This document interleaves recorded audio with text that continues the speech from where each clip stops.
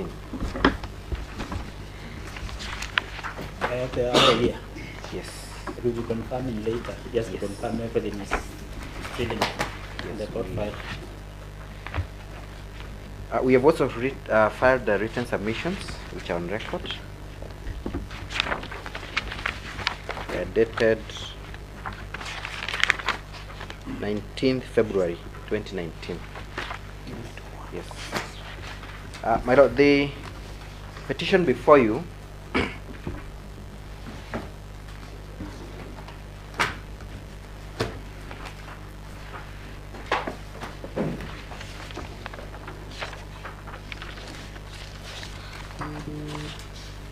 was triggered by a Gazette notice that was published by the first respondent in the matter. The Gazette notice is dated 24th May 2018, which sought to, among other things, establish a task force known as the Building Bridges to Unity Advisory Task Force, hereinafter referred to as the BBI. Yes. And the members of the task force are named in this petition as the first to the 16 interested parties. The gist of the Gazette notice, in our understanding,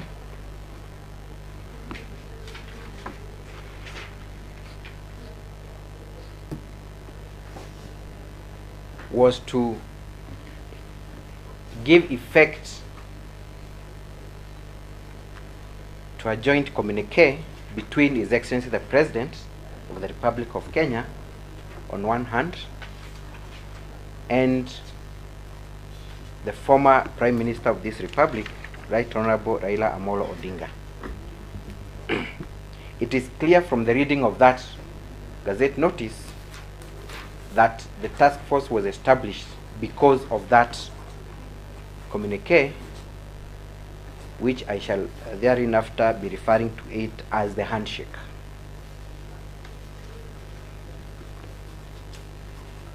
We have annexed the specific communique to our supporting affidavits and the Gazette notice.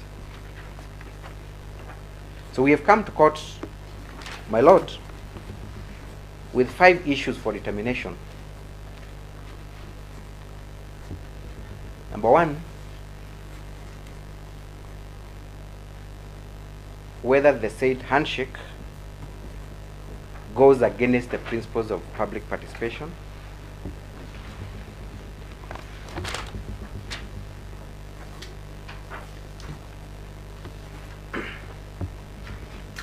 Number 2, whether the activities of the said BBI are funded using public money, and if so, is it in accordance with Article 201 of our Constitution on prudent use of public money.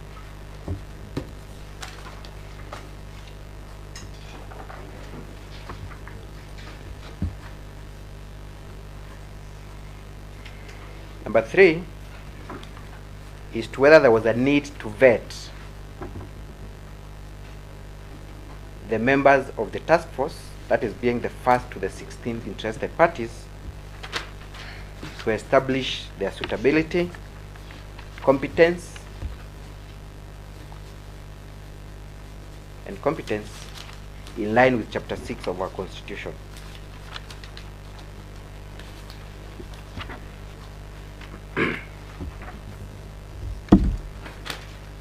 Number 4, my lord, is whether the BBI as constituted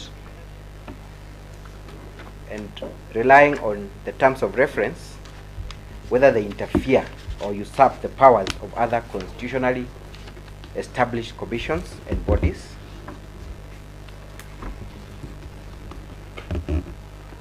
And lastly, my lord, number 5,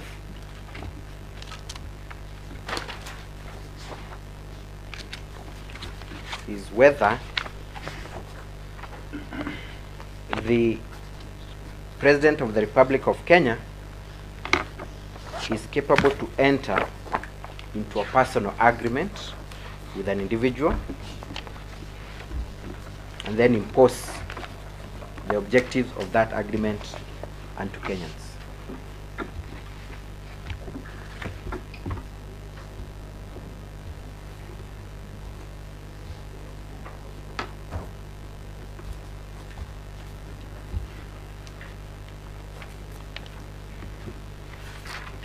Well, on the first issue, it is not in doubt that BBI was established by two entities, rather individuals.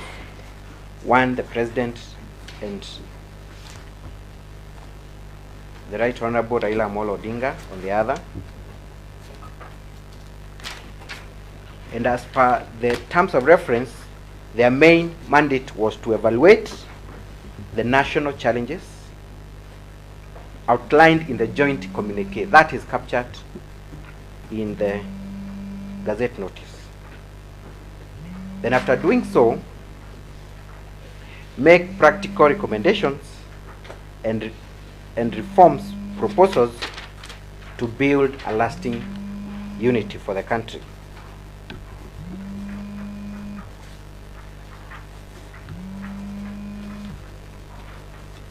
The question, my lord, is, was there a need for the handshake to begin with?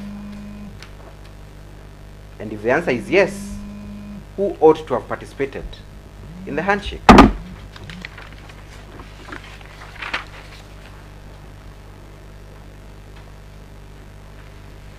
Well, when you look at paragraph 20 of the replying affidavit, signed by one Ambassador Martin Kimani in response to our petition, Ambassador Kimani is a joint secretary of BBI. They talk about the prevailing economic, political circumstances in the country that made it necessary for BBI to be established.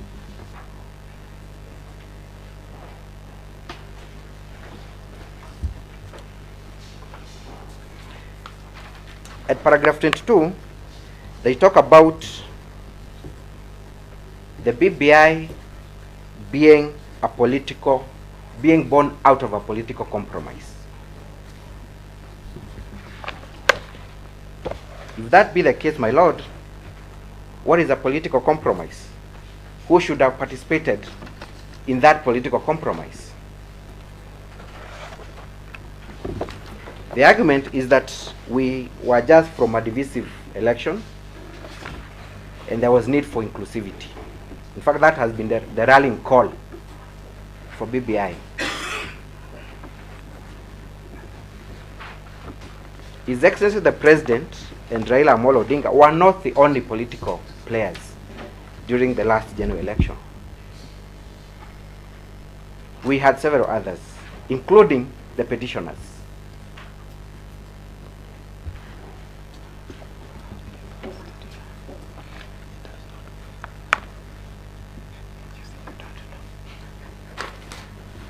So the fact that two players in an election contest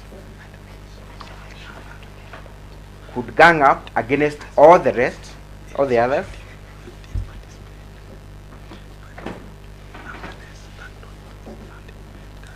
goes against the principles of public participation.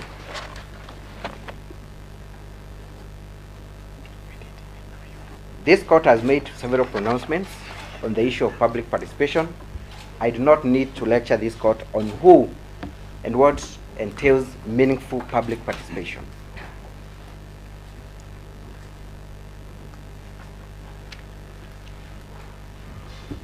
So then what we ought to have witnessed, as envisaged under Article 10 of the Constitution, is for the President or any other initiator of the handshake to bring on board all the relevant stakeholders,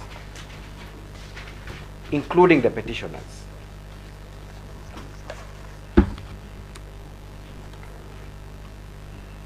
That way, they would then agree on whether there was a need for the establishment of a BBI, or at least their views ought to have been accommodated in that discussion. failure to include all political players in what is referred to as a political compromise goes against principles of public participation.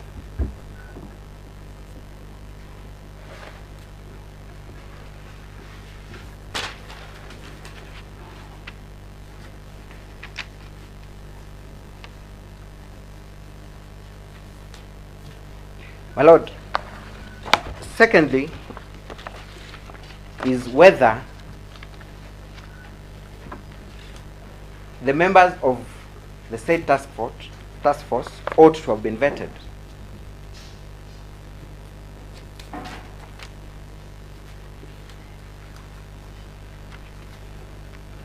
My Lord, if you look at the joint communique that we have attached to our affidavits, after the handshake, the President and His Excellency Raila Amolo Odinga actually appointed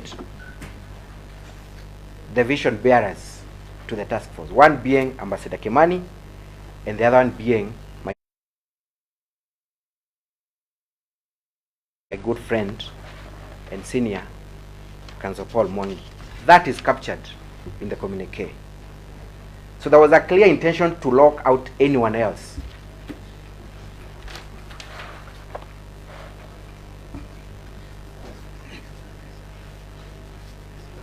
Again, my Lord, if really what was intended is to accommodate and achieve inclusivity, even the appointment of the members of the task force ought to have been done through public participation and involving all the stakeholders.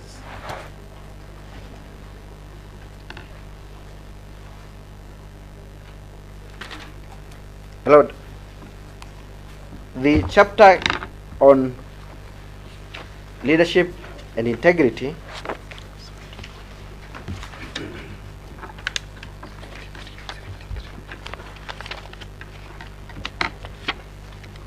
is very clear on who is to hold such a position that is being held by the members of the task force. In fact, under Article 73, 1 and 2, they talk about what is the mode of selection of any person who is to serve a public office.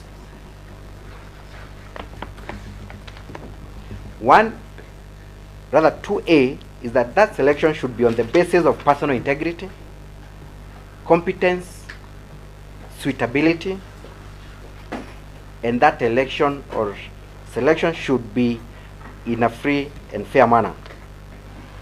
Issues of objectivity and impartiality should also be captured when it comes to selection of such members. Now, what criteria was used to arrive at Ambassador Kimani and my good friend Paul Mwangi as the joint secretaries of this task force? What criteria was used to select all the other members of the task force? Are they competent? Are they suitable? Are they impartial? What do they stand for? Without a public vetting exercise, there is no way of complying with the provisions of Article 10 and Chapter 6 of our Constitution. So we submit that there was a breach of Article 10 and the chapter on leadership and integrity. And my Lord, while I'm still at that, if I may, and it is, I think, not a dispute, it is an issue that is agreed upon. When you look at the members of the task force, they stand for certain elements in this nation. Two of them are sitting senators. That is Senator Amos Wako, who is named as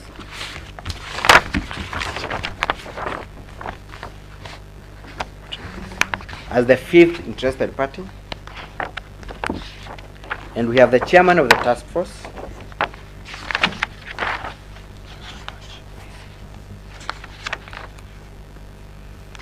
That is the 12th interested party. They have political inclinations. Yusuf Haji is a sitting senator on a Jubilee ticket.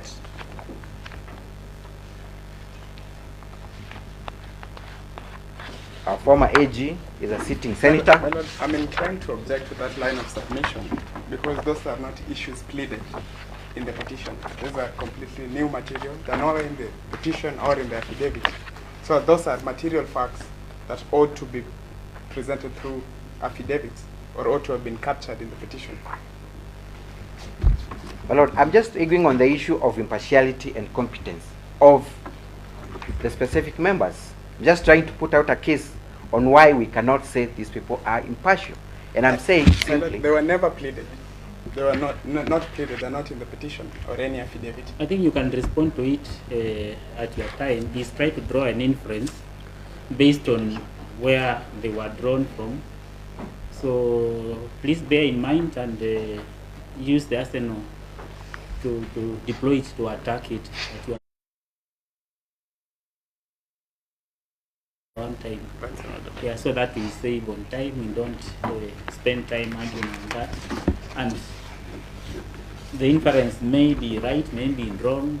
It's true where they come from. They represent the state. But one can also be independent, Mr. Mutuma. I agree totally, my Lord. So it's not that damaging. Let him talk. Yes. The issue, my Lord, I'm trying to put across is that we cannot tell what these people stand for unless we were given that opportunity through a public vetting process. Okay. That way, Kenyans ought to have then advanced reasons as to why they think so and so should not serve in that task force or not. That is my simple argument.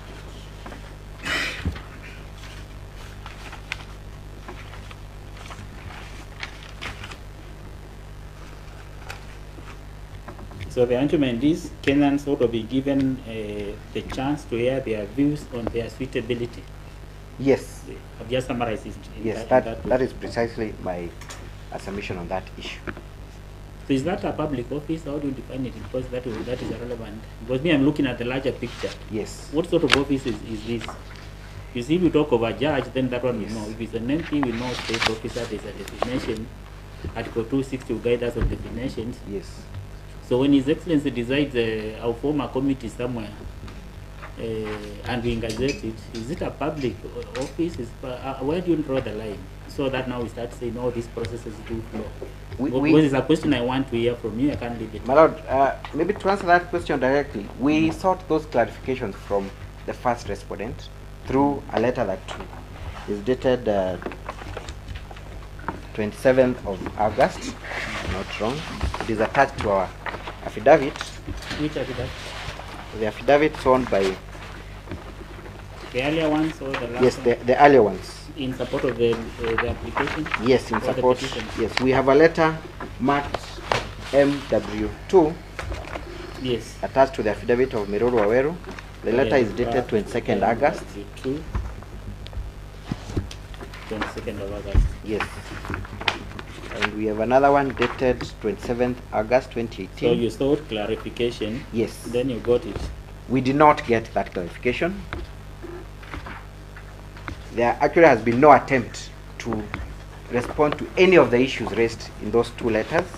I will urge the court to look at the contents and the request made on those two letters.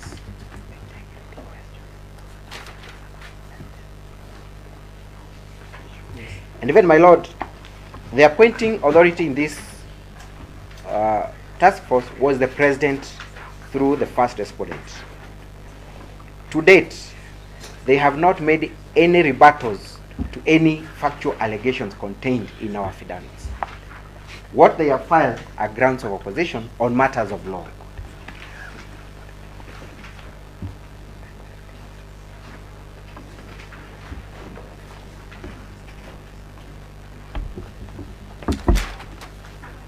So on anything that we have pleaded against the first respondent goes unchallenged. That should go on record on matters of fact. one would have expected, my lord, that the first respondent would at least try to explain himself as to why the president settled on the names of the members of the task force. That has not been done. So it's clearly an admission on their part.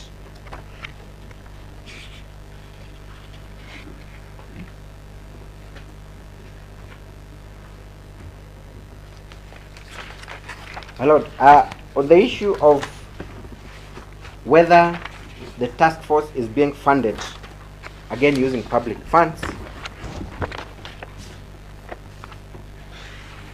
the letter dated 22nd and 27th of August 2018 sought those clarifications. My clients wrote to the first respondent asking them whether this task force is being funded using public money, and if so, how much has been allocated and from which kitty. To date, there has been no response to our request. We have only learned through the media that around 10 billion has been exhausted in the process. We ought to have gotten that response. So why is that information on the amount? Or is from you? I am just stating that that is what we have had. Okay. And having not received any official communication despite our request, then we have no reason but to go by that, by what is going to the media. Okay. So Article 201, my lord, is very clear on the principles of public finance. Article 201A says that the principles that shall guide all aspects of public finance include openness and accountability, including public participation. Having sought information on how much and whether it is the government funding it and from which head, we deserved as Kenyans to be told, because we deserve that under Article 201. It's a principle of openness and accountability. That has not been brought to our attention up to date.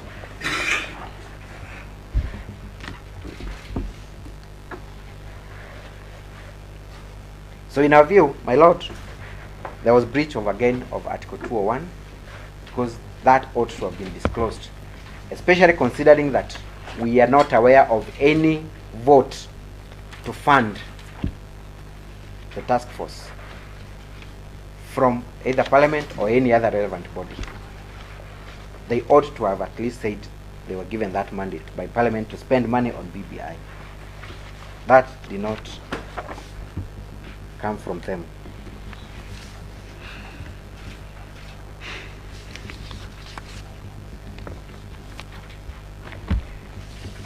My lord, on the other issue as to whether BBI was necessary at all,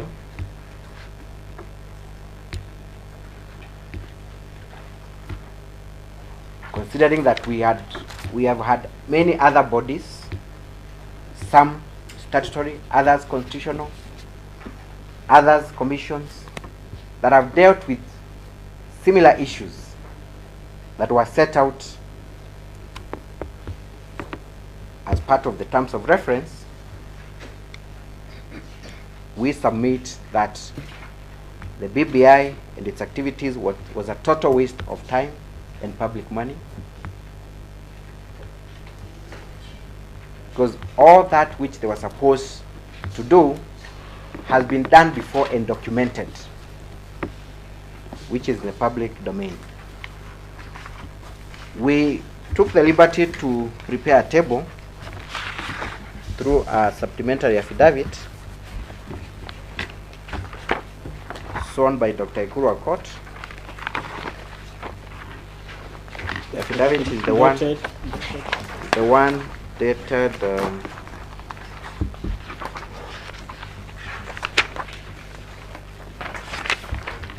18th of February 2019.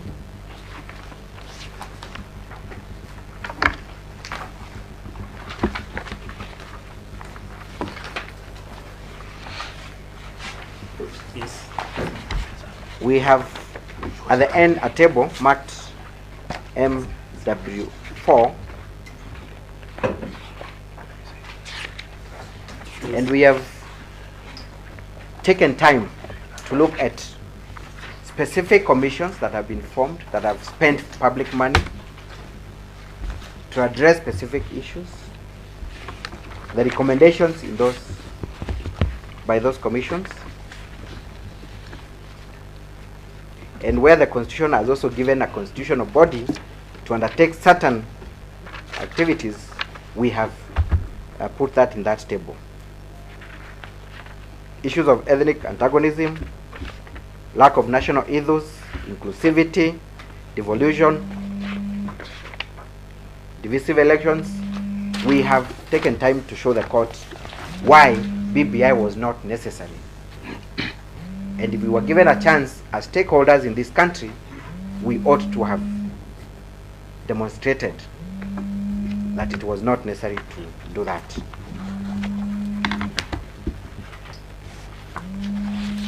My Lord, allow me to dwell a bit on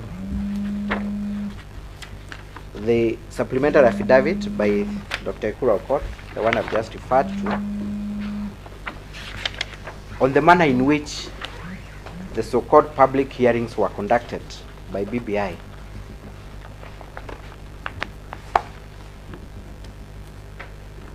At paragraphs 8 to 12, actually 13, we have Paragraph 12. Paragraph 8 to 13. 8 to 13. We have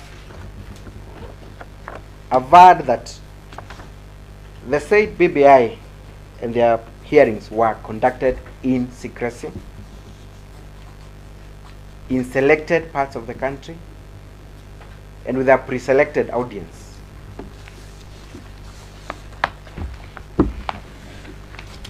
Again, that assertion has not been rebutted by way of an affidavit, despite the respondent having an opportunity to do that. We have stated in that affidavit that we did not have a publicized itinerary of the task force to enable Kenyans to know when and where to meet the task force and what was expected in terms of presentations to them. So even if they were to argue that they sanitized the process by taking the process to the people, then we disagree, because members of the public were not given that ample opportunity. In fact, my Lord, at paragraph 12 and 13, we ourselves had difficulties tracing the offices of BBI to even effect service. It was not known whether they had a registered office or an operation office. So how then were we supposed to even present memorandum if anyone was willing to present their recommendations to the BBI task force? That is captured in our affidavit. None of the respondents has responded in rebuttal to the same. Again, based on their own admission, the second respondent has confirmed that they were only able to interview 7,000 Kenyans. That is an admission from the respondents. Our question is 7,000 participants. What fraction is that in a country of 47 million?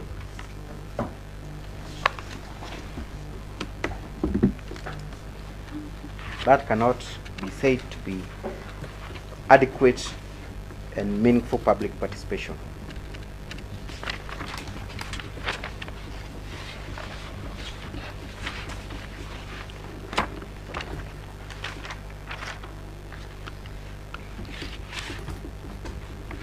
My Lord, on the issue of whether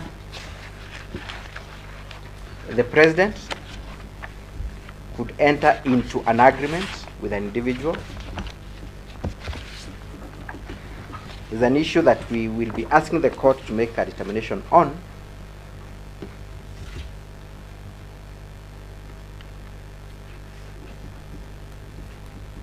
we opine that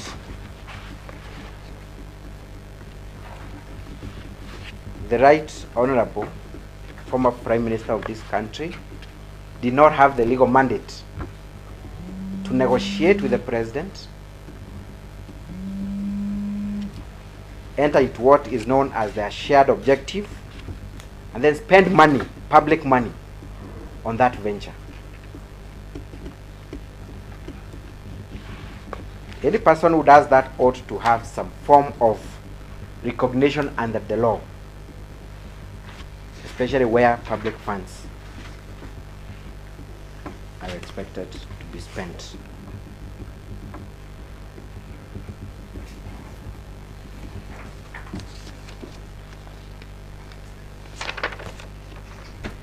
The said agreement is therefore illegal and unconstitutional, and cannot have been the basis for establishment of a task force such as the one that was established. The risk, my lord, is that tomorrow we will have another person using whatever means to get to the President and achieve similar goals.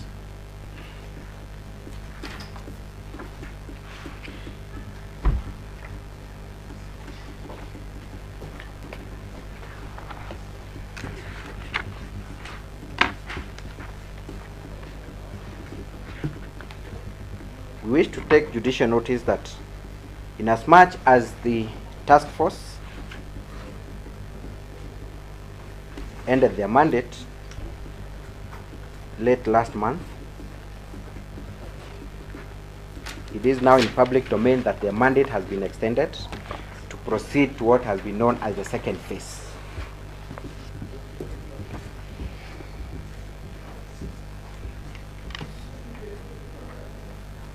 So the said task force is very much alive, and the question of mootness of these proceedings cannot arise.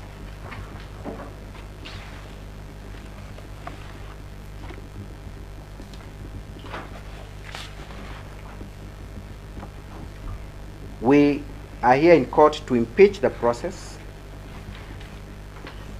of establishing the BBI,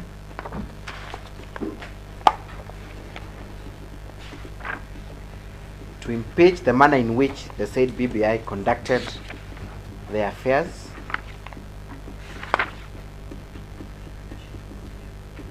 and it goes without saying that any product of an illegal process remains an illegality.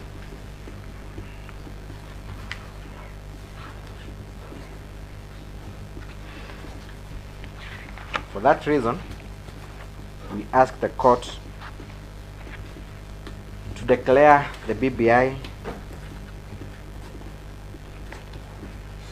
unconstitutionally established, nullify all the activities,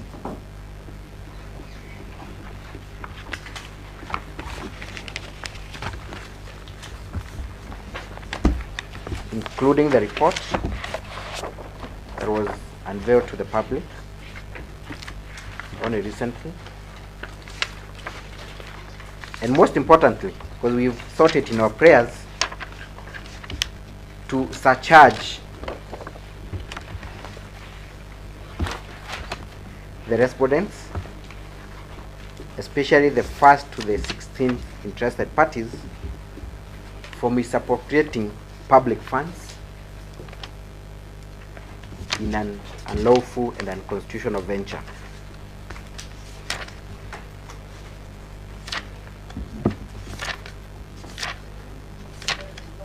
That is all. I reserve my other comments to my right of reply.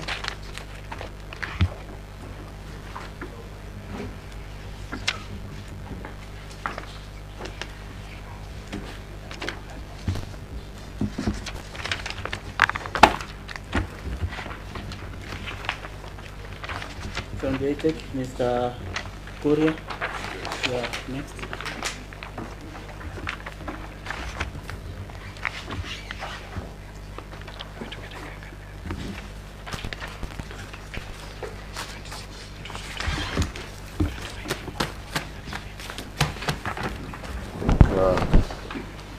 Lordship, in response to the petition, Yes. we did file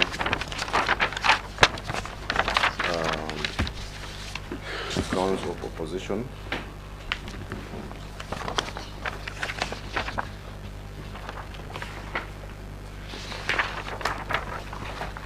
Dated. Yes, I've seen them. Yes, filed on the 29th January. yes, and filed on the 8th of April 2019. But they are dated 5th day of April 2019. 5th April 2019, and filed on the 8th of April 2019.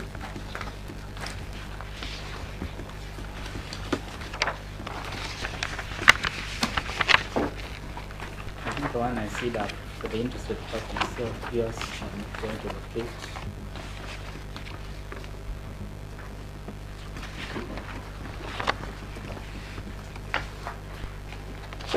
I think because I have copy of the paper to make sure that First yeah. and third respondent grounds of position, I think I've seen them.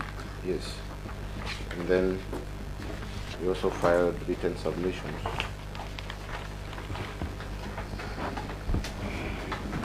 The written submissions based on those grounds were filed on the also dated 5th of April. I think they were filed on the same day.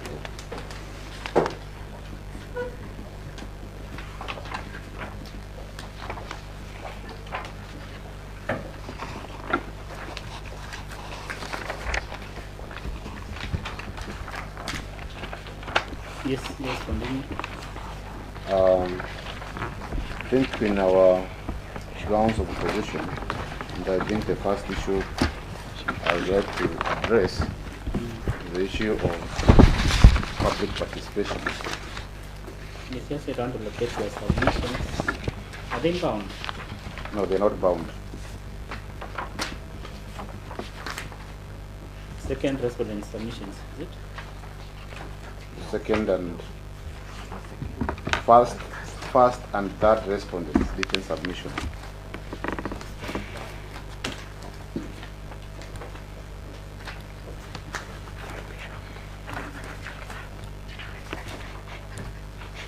That one you have to give us a copy. I'll make sure before we wind up.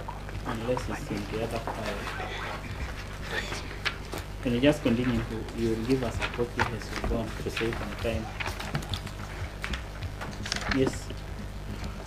I think the first issue on public participation, because that was one of the reasons, one of the grounds upon which the Building Bridges Initiative Task Force is impugned.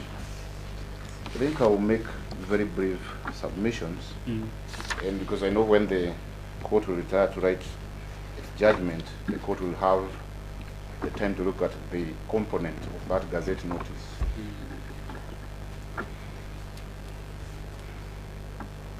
My submission is that the gazette notice by the first respondent on the authority of the president cannot be impugned based on lack of public participation. And the very simple reason for this, my lord, is that one of the tasks, the composition of that task force, was to involve the public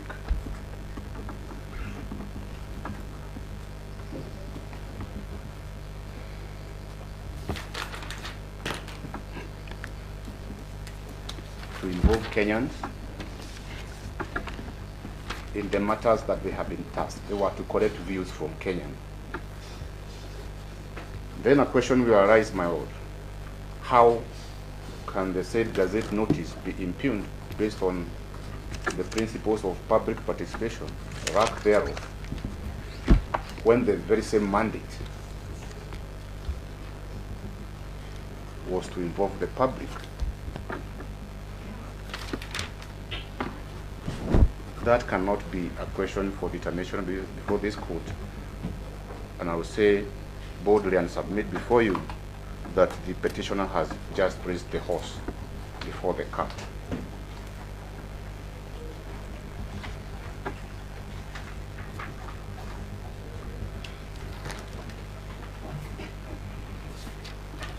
Because if you read the contents of that Gazette notice, my lord, you'll find that one of the reasons why the task force was being formed is to actually collect the views from the Kenyan citizen. Then, on the second issue that the petition has raised through the submissions of Mr. Mutuma, is on question whether the members of the task force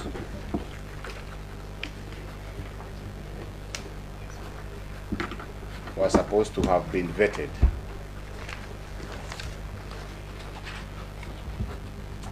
Reference has been made to the principle,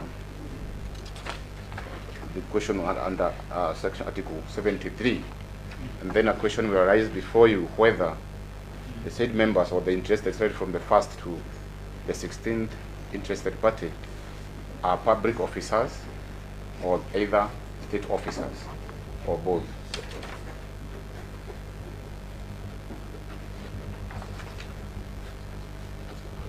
In our submission, we have said that the President of the Republic of Kenya was exercising his powers and functions, or rather the authority under Article 131 and 132 of the Constitution.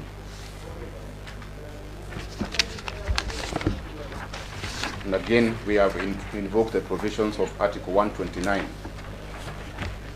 of the Constitution on the authority of the executive office, the executive authority of the President.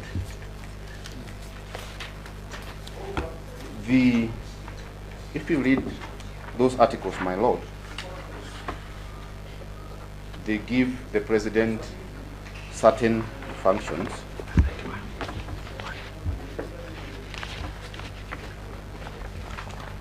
and if you read Article 132, Sub-Article 1, Paragraph C, the President has a specific constitutional function to publish in the Kenya Gazette the details of the measures and progress made in the realization of national values referred to in Article 10 of the Constitution.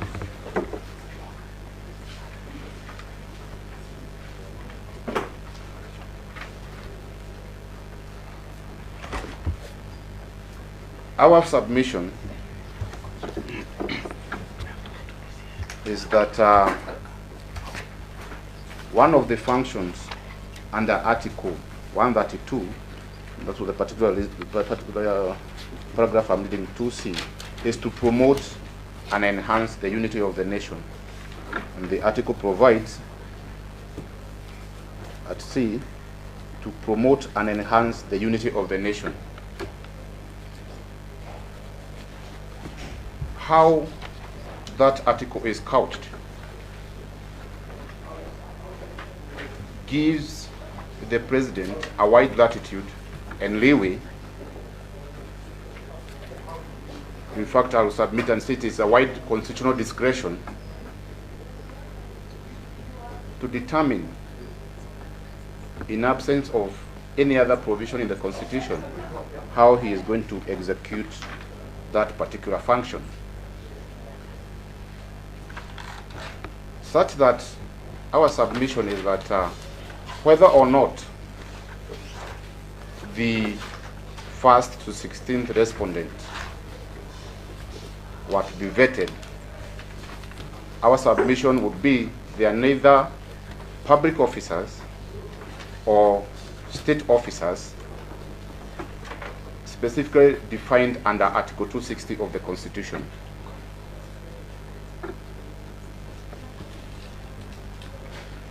The purpose of that Gazette notice, and to an extent, the task force was just a mere tool and mechanism under the discretion I have pointed out for the Excellency of the President to execute his functions under Article 131 of the Constitution. Anything else and any other suggestion and trying to put the said interested parties in the confines of public officers or state officers would be just a stretch of imagination. But again, my Lord, we'll go further and submit that where the Constitution has intended public officers or state officers to be vetted or approval of other institutions, it has specifically provided for in the Constitution in very express terms. For example, you'll find that the appointment of the Chief Justice is done through the Judicial Service Commission. The President will have to appoint and approve. And again, there is the function of the role of the National Assembly. If you contradict that with the position of a judge, who is also a state officer, the process ends with the appointment of the President, but there's no requirement for vetting either by the National Assembly. But these are two judges. They are judges. The position of the Chief Justice, the judge of the High Court or any other superior court of record in the Republic of Kenya. Therefore, even assuming, I'm saying it's assumption that these are public officers, and we are not underscoring and you're not saying that the values under Article 10 or even Article 73 are not applicable in a general way to these particular persons who are performing an extension of the functions of the President, because that is the function of that task force under Article 131 and 132. If the petitioner had any serious concerns about the integrity of any one of those particular persons, the interested party from the 1st to the 16th, it would be in the affidavit that so-and-so is not qualified because of reasons A, B, C, and therefore he cannot hold this office. If we are to extend those provisions to these persons, even if, assuming they were public officers. Therefore, in absence of any constitutional edict that these particular persons were, in the strict sense, public officers or state officers, I would say that the argument that they ought to have been vetted, and again in absence of any specific aggregation of lack of integrity or otherwise, then I think that argument cannot hold.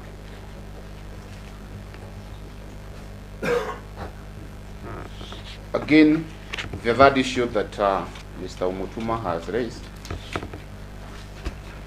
is also the issue of Article 2 or 1 of the Constitution, that they have made very wide and loose arguments in the petition and the affidavit that the Building Bridges initiative have been funded through public funds, to an extent that there's even a specific prayer that the first to the 16th respondent, the interested parties, to be such a charge.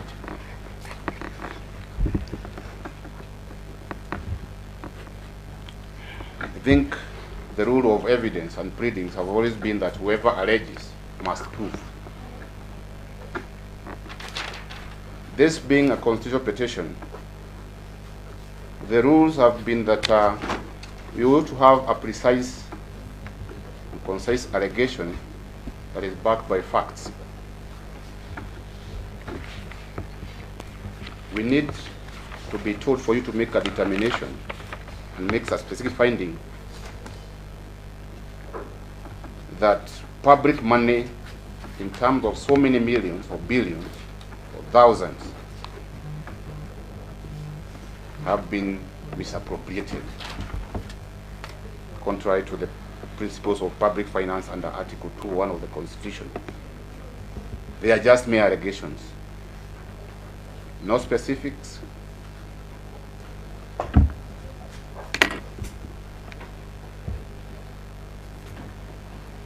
But again, I'll go back to my first argument that we know that under Article 131 and 32, the office of the President is a constitutional office.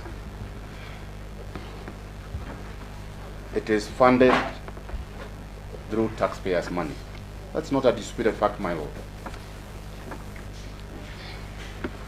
Having submitted that other functions and authority of the President, and this was an extension of part of the function of the President, then what the petitioners ought to have done is to come with the annual estimates and say the office of the President was not authorized by the National Assembly to perform the functions under Article 131, Sub-Article 2, Paragraph C of the Constitution to promote and enhance the unity of the nation. To gazette the measures that the President has been tasked under the Constitution to show how the national values and principles are being implemented.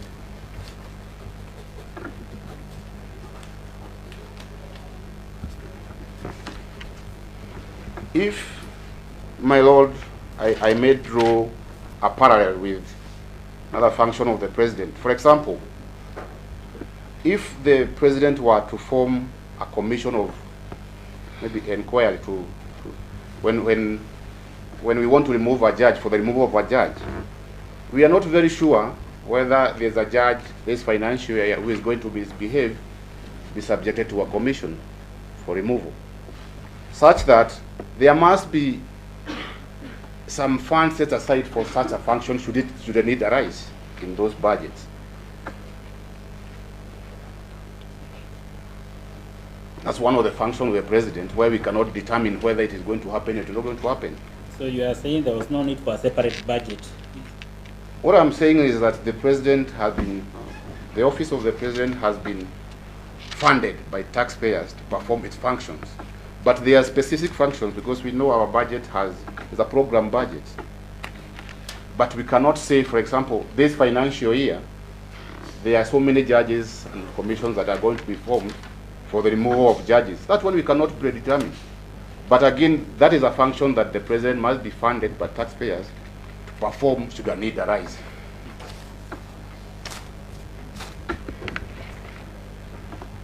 The same for the performance of the functions of the President, because I have said this is a discretion. If you read the Constitution, the spirit and letter of this particular article, that the President is given a wide latitude to determine what are the challenges maybe of promotion and enhancement of unity of the nation. That is his function under the Constitution. But his arm of us so wide, such that if he chooses to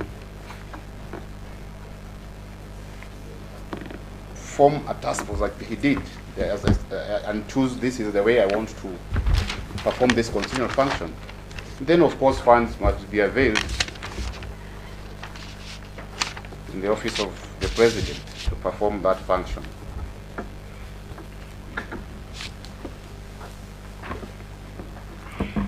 If the President was not authorized to buy a desk, and he bought a desk by the National Assembly, then they'll be having a case. I think that will be all for whether the public funds have been used or not, because I have said there are no specifics. And before I forget, if one of the arguments in public participation was that the President and one of the political players sat down and to the exclusion of all the others and formed this task force. If you read the contents of that Gazette notice, it is signed by the head of the first respondent. There is nowhere the name of any other political player appears, such that after the formation of this task force, anybody else, including the petitioners or any other person who considers himself a Kenyan, was to give his views, and therefore we cannot say anybody was excluded.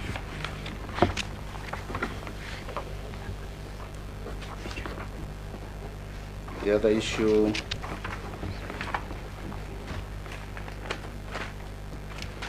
there's been a concern by the petitioner that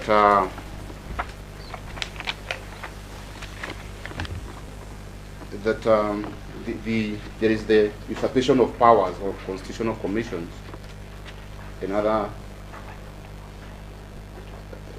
public bodies. He has said in his affidavit and pleadings that there have been other constitutional commissions, and for example that the task force impugned herein is performing the functions of maybe the Office of the Director of Public Prosecution, ethics and anti-corruption commission, and other ad hoc commissions of inquiry that have been appointed previously. And it's in the affidavit that has been filed trying to outline the functions of various commissions against the backdrop of why the Building Bridges initiative was formed. If you look at that affidavit, the one with the table, my lord. The supplementary affidavit? Yes, the supplementary affidavit. And all the issues, I think they were trying to analyze the Building Bridges initiative. Yes. And but one of the recommendations, if I think, because it's for record, the affidavit that they filed today, I think the document is there at page 100. You'll find that there's a table there, and specific recommendations have been made. Page 100, there, I think, detailed recommendation. I think number 3, you'll find. You said page 100 of. Page 100 of the report. I think the report is in the affidavit that Mr. Motuma filed today in the morning. Is that affidavit here? Yeah, the one that he introduced the report should be.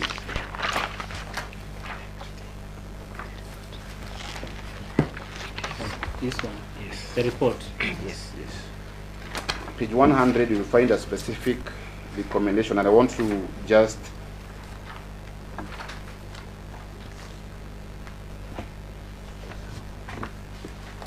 point out something, because he has said that this task force is usurping the powers of the various constitutional commission and other commissions that have been formed. And if you read paragraph 3 of that report, then in that table there is a paragraph, table number 3, there is a solution and the action required. And then they say, develop and implement enforcement mechanism for the Leadership and Integrity Act that capture and act on breaches. We have lost track of the enforcement of Chapter 6 on national values and have few working mechanisms. The present focus on financial impropriety, as important as it is, disregards other important breaches of our national values as bullying, misleading the public, discrimination, demeaning public office, among others, that may not amount to criminal behavior but are clear breaches of the Constitution. And therefore, and then they have, on the other actions required, they have recommended that they strengthen the Act to ensure it properly implements Chapter 6. Therefore, you read all those things, and they have made references to commissions such as the Public Service Commission, JSC, PAC, and Article 235 bodies. And they have said that all service commissions should leave us to the implementation of that Chapter 6 on integrity and leadership. They have made various recommendations therein, my lord. And therefore, there cannot be an argument, in our view, that this initiative was to usurp those public bodies, because the very nature And the basis for the formation of the task force was to find out and make recommendations what is ailing all these commissions, because they have been there in the service of the commission, but they have not been functioning. And therefore, I'll briefly say that there cannot be an allegation that this task force was to usurp the powers, the function of this commission, but the very nature was to improve their functioning. And therefore, I will wind up by saying that the court considers our grounds of possession, and I do support the position that have been adopted by the interested party and the second respondent, and we urge the court to dismiss this particular petition with costs to the respondents.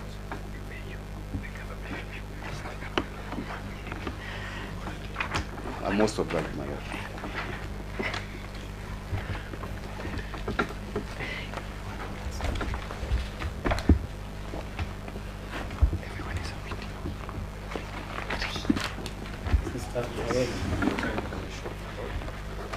I'd like to first start by just confirming for the record that we filed a replying affidavit. Dated. That is now the. Yes, we filed Our replying affidavit sworn by Ambassador Martin Kimani. That's for the second respondent. Okay. It's dated 28th of January 2019. There's a blue cover.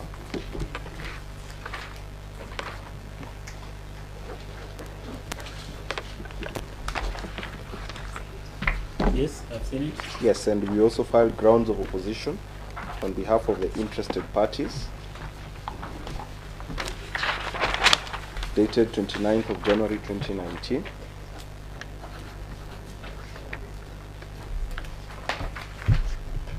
Yes. We filed written submissions and a list and bundle of authorities, dated 29th of July 2019. Those submissions are very extensive, my lord, and therefore I will not take a lot of your time in our highlights. Yes, I want to see the submission so that we are together as you submit. Yes.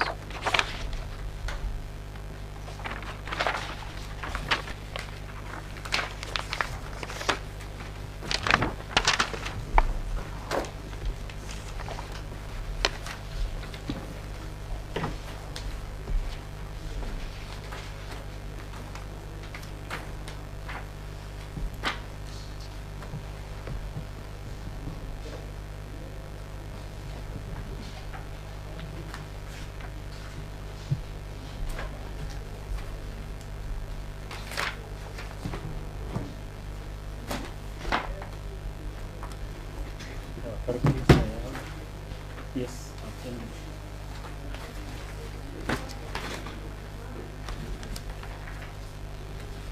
You found them, my lord? Yeah. Very well. So, my lord, allow me to first of all preface my submissions with two broad principles of law that I would like to invite you to consider. Yes, what's the date of your submissions? Our submissions are dated 29th of July 2019. No, I think the one I got was somebody Sorry. else. They were for certification. And now I'm doubting whether they're in the file because I think I'd gone through it. It should be, it's a very small, it's a thin document. Consolidated written Consolidated written Yes, submission. yes. Correct. Those are the ones. Yes. So, my lord, I'd like to preface my submissions with two broad principles of law, Yes. within which the other arguments on the merits of our submissions ought to be considered.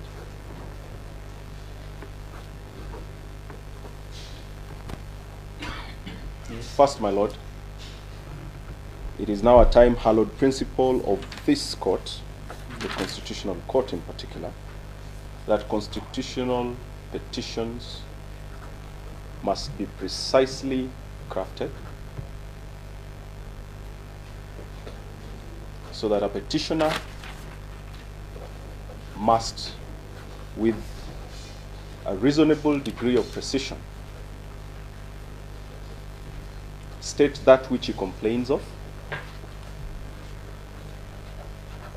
the provisions of the Constitution that have been infringed,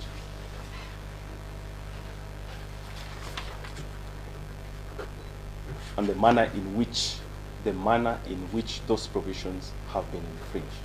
How those provisions have been infringed. And my Lord, we rely for that submission on the Locus Classicus Anarita Karimi Njeru versus Republic, Miscellaneous Criminal Application number 4 of 1979. It will be our submission, my Lord, that the petition is replete with generalities and ambivalent allegations,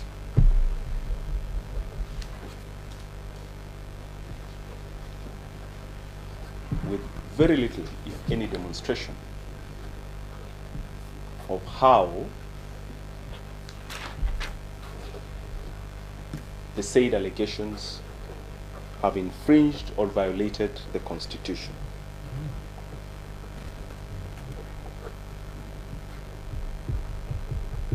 The second broad issue of law that I will be submitting on is the political doctrine question.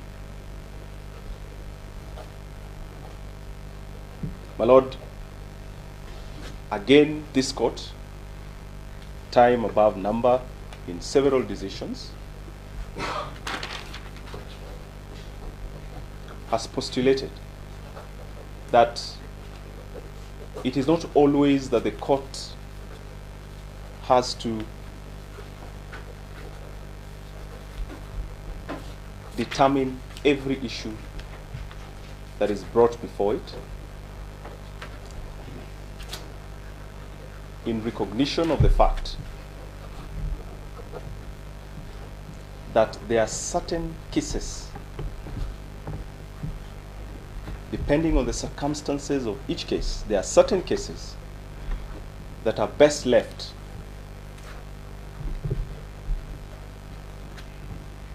for executive decision making. So that the court must be very cautious in venturing into making decisions on issues that will otherwise see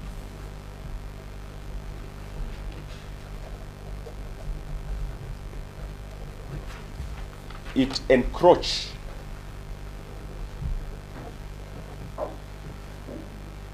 into the sphere of the other arms of government.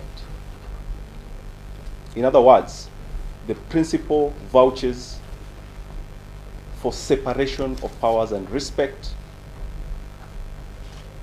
by the respective arms of government for the constitutional mandate that has been entrusted on the other. So that, my Lord, it shall be our submission that if the executive has been mandated to come up with policy, the court should be very slow to interfere with that mandate. The legislature has been mandated to pass laws. The court should not be seen to substitute its views for the views of the legislature, except in very rare circumstances where there is a clear breach or violation of the Constitution. And it will be our submission, therefore, my Lord. I thought that's the only question before us. Exactly.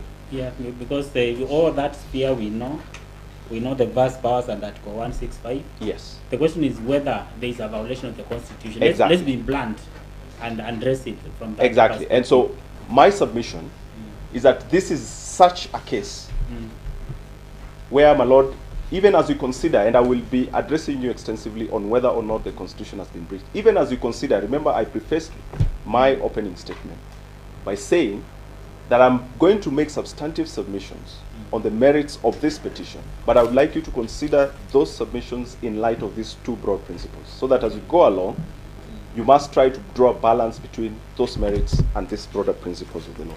And so, my Lord, we are submitting that this petition falls. This petition. It's another submission, eh? Or is public participation? This Okay, yes, petition. continue. Sorry, my Lord. This petition falls squarely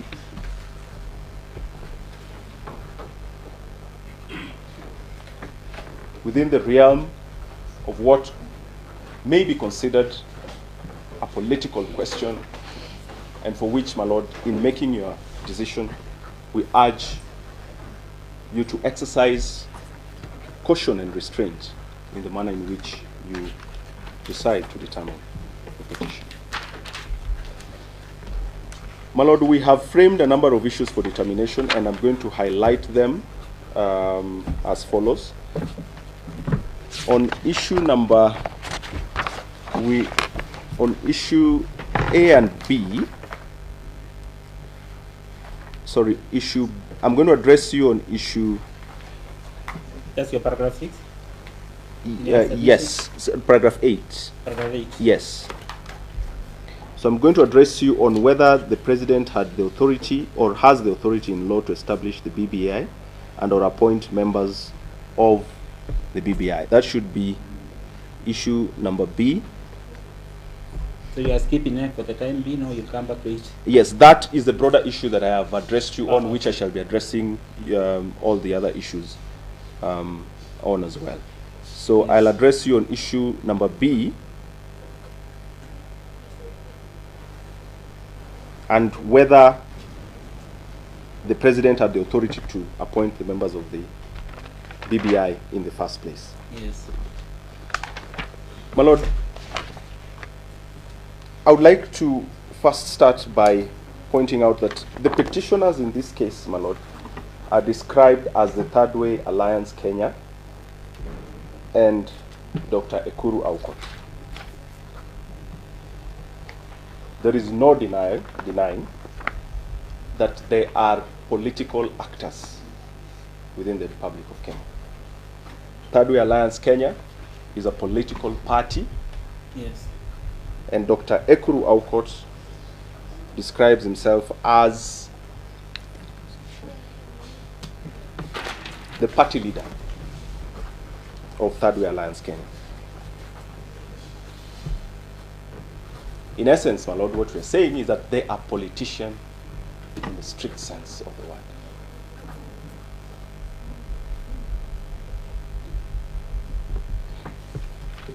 It is interesting that they have painted the entire BBI process as a political exercise, far withdrawn from the legal and constitutional processes that have been prescribed under our laws, and in particular the Constitution of Kenya 2010.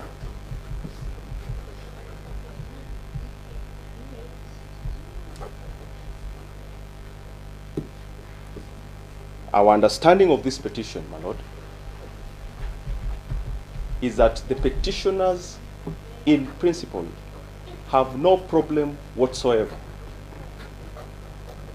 with the issues that were raised in the joint communique between the President and the Right Honorable former Prime Minister, and which founded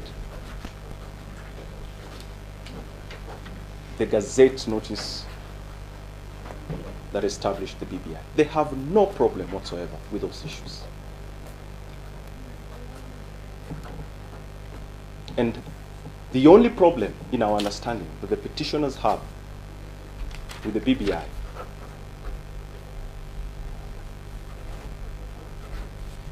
is on how to tackle those issues.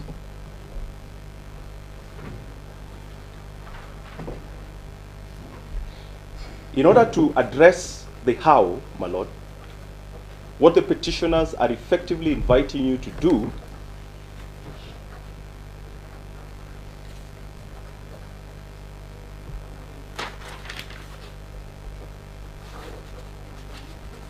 is to substitute your views and opinions with those of the executive that conceptualized the BBI.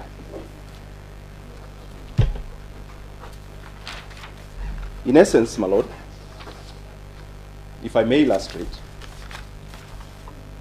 there is no denial on the part of the petitioners or any other party in this matter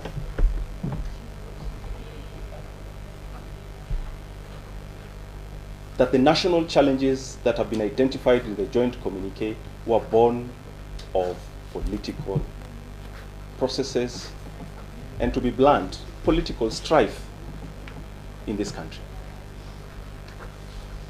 There is no denial that these issues are in fact national challenges.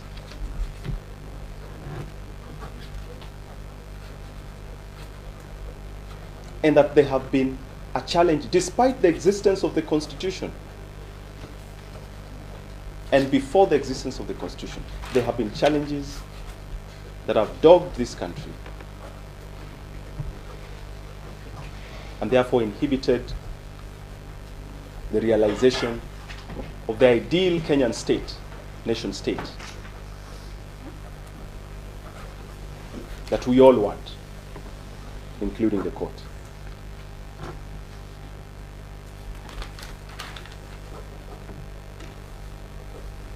There is no denying by any party that these challenges have threatened the very existence of the Kenyan nation state.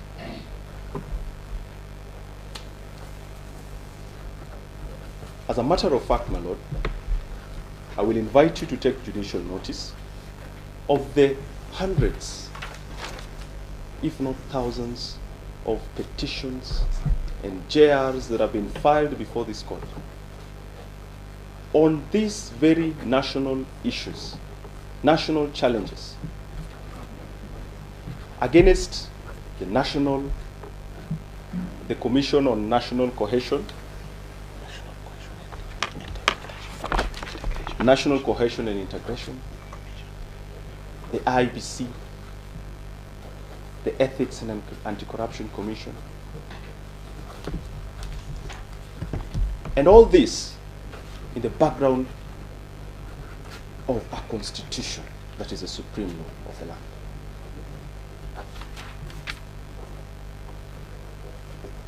And where merited, my lord, you have not hesitated to admonish the state where they have fallen short of playing their roles in eradicating these national challenges.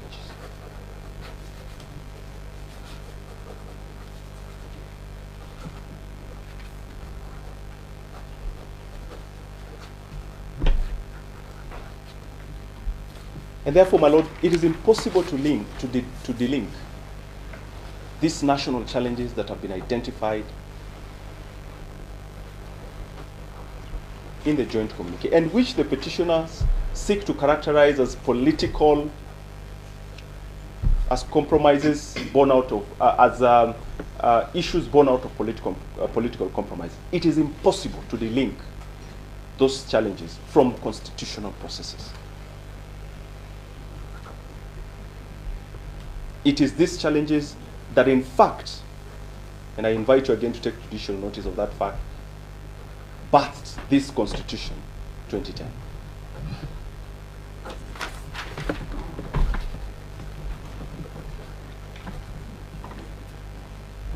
And therefore, my lord,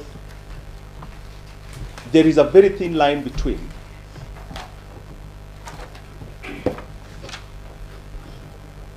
the exercise of executive discretion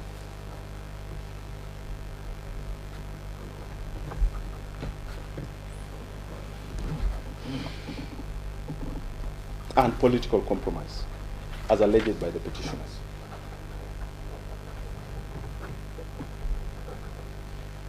And so, my lord, it is our humble submission to you that whereas in this case,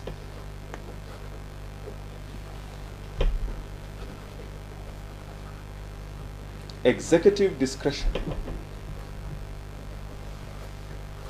prescribed under the Constitution and therefore recognized in law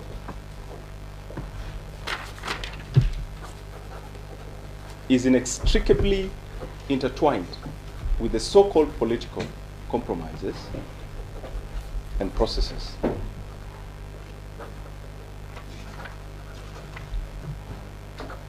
Then, my Lord, in exercising your deliberative mandate to interpret the Constitution, you must take, I withdraw that, you ought to take, my Lord, you ought to take the interpretation that will enhance the development of the law, not as it is, because the law as it is cannot be conclusive. This Constitution is not conclusive in itself as it is. Yeah, that's the undictated under Article 259. Exactly. It's- Exactly. I normally call it a great command, if you have seen my determination. Yes, my Lord. I agree with We you. have a constitution tells us how to interpret it in a manner that promotes the development of the law, Exactly. human rights, etc. So we, and I like venturing in those areas where the law permits. Thank you, my Lord. And therefore, my Lord, having said that, it is our very respectful view that this petition is nothing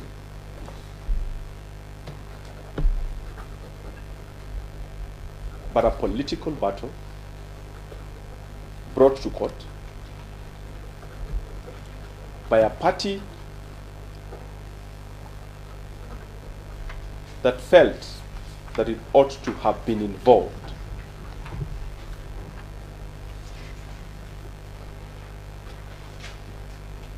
in the process of the creation of the BBI. And that again brings me to the political question doctrine.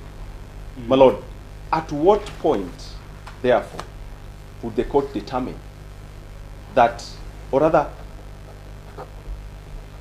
in the event that it is true that they ought to have been involved in the creation of the BBI, my Lord, would it be within the province of this court to determine at what point the executive ought to have involved the other players, the political actors, in the creation of the BBI? In other words, can the court make a determination that, Mr. President, this is the time you ought to have involved them and not later? What would be the outcome in any event? Would the outcome be any different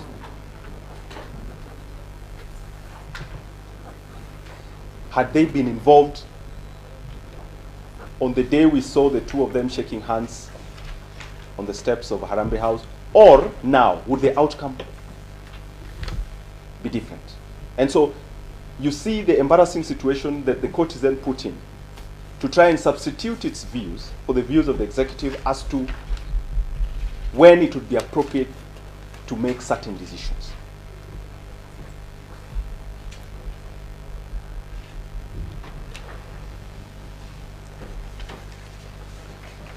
That said, my Lord,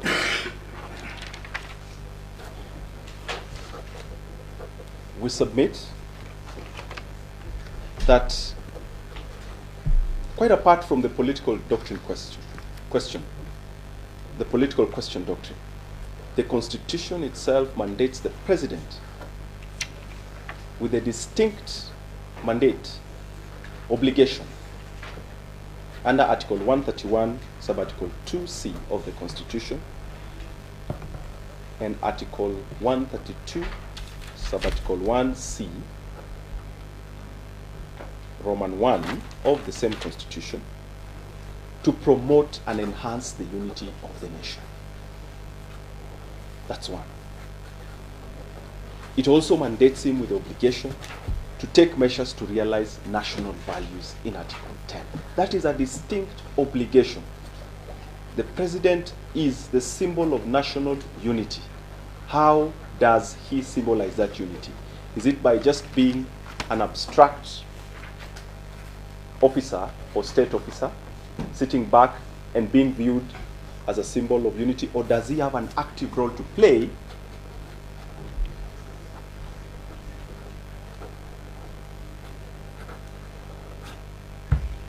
in achieving the national values and principles of governance and Article 10? We submit, my lord,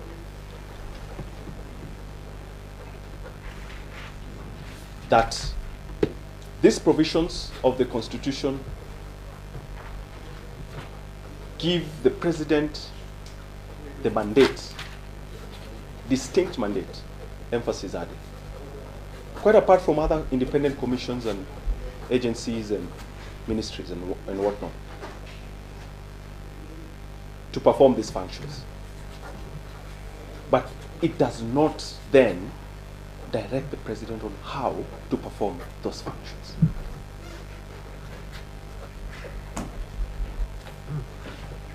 And this, ideally, is the very essence of the principle of separation of powers.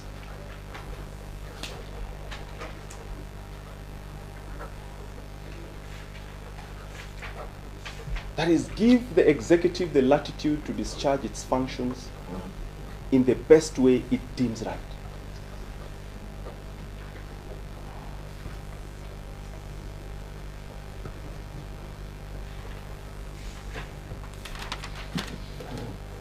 It is also a foundational principle of our constitutional democracy. You elect him because you believe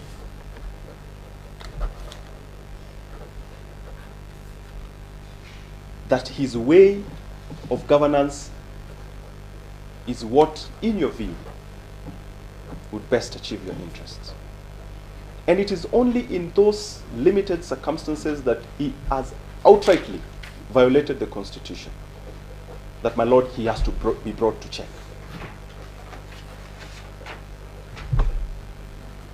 I have not seen anything in this petition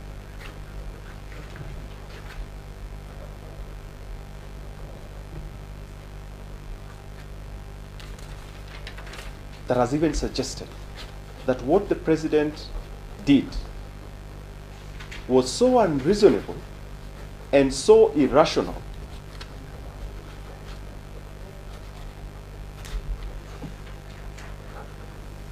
that it cannot be said to be compatible with the intentions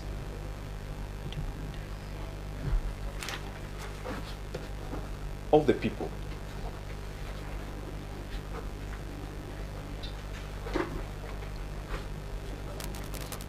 As prescribed in our Constitution.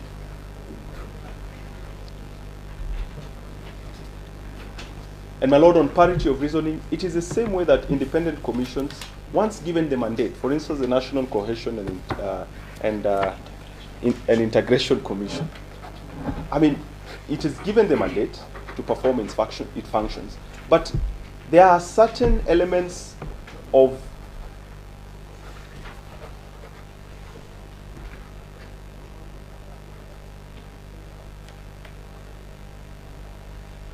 how it will pursue the achievement of those mandates that cannot be micromanaged by parties or by courts, for that matter, unless, again, it can be shown that they are outrightly unconstitutional or irrational.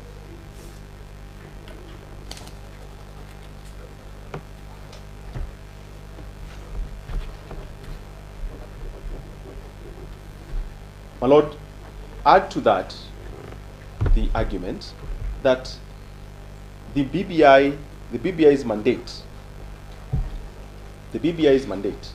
is merely advisory. As a matter of fact, a cursory look at the report that has been annexed in the further affidavit of Dr. Ekuru Aukot clearly shows that everything it has stated in that report is merely a recommendation. it has no force of law.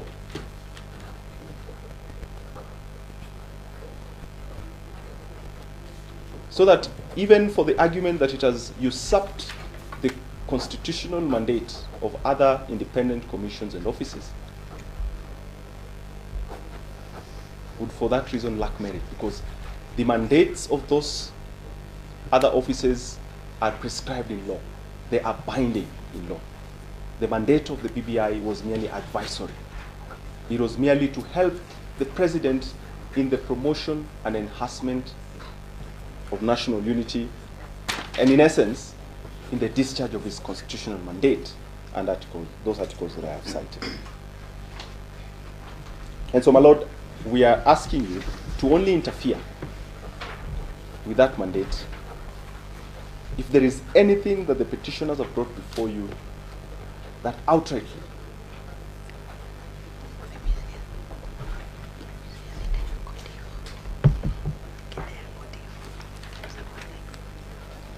supports the said interference.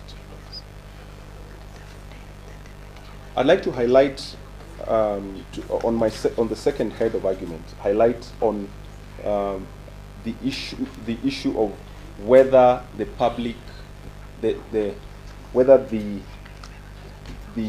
creation of the BBI has violated the principles of public finance management under Article 201 of the Constitution.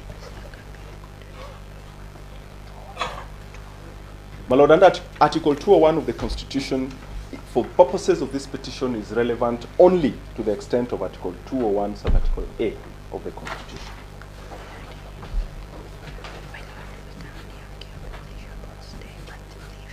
A plain reading of Article 201 will immediately show, my Lord, So what is relevant is 201?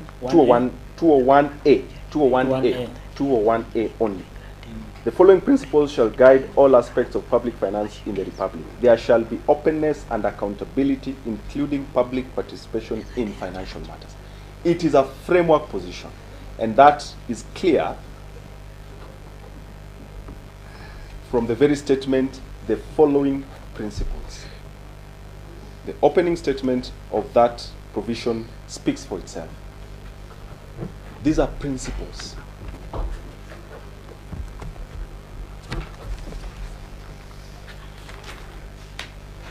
Again, the petition lacks in specificity to that extent. Nothing in the petition states how those principles have been violated. Absolutely nothing.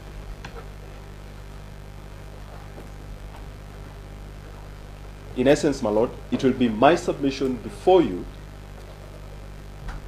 that the purpose of Article 201 is to ensure that the state prudently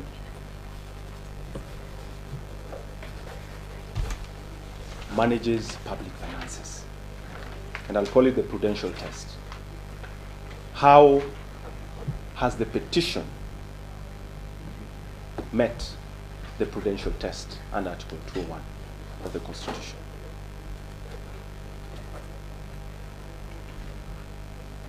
And I will tie it again with the political question doctrine, my Lord. The argument by my learned friend, Mr. Mutuma, is that it was not necessary to create the BBI.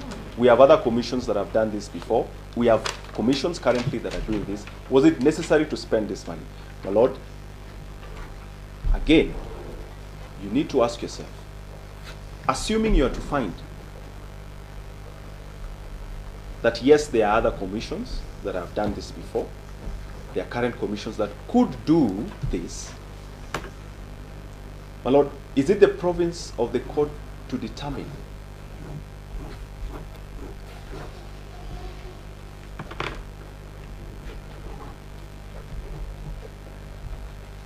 whether it would have been prudent to use previous reports, irrespective of the circumstances under which those reports were created or made?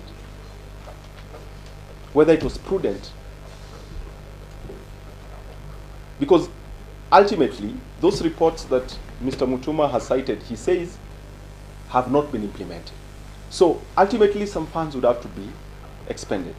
So the question is, would it be within the province of the court to determine whether it would be more prudent to expend public funds to implement those other reports, or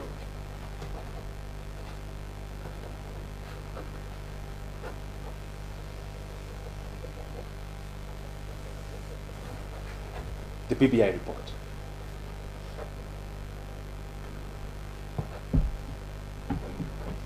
And to do so, is it possible to make an objective decision on the prudential test without an analysis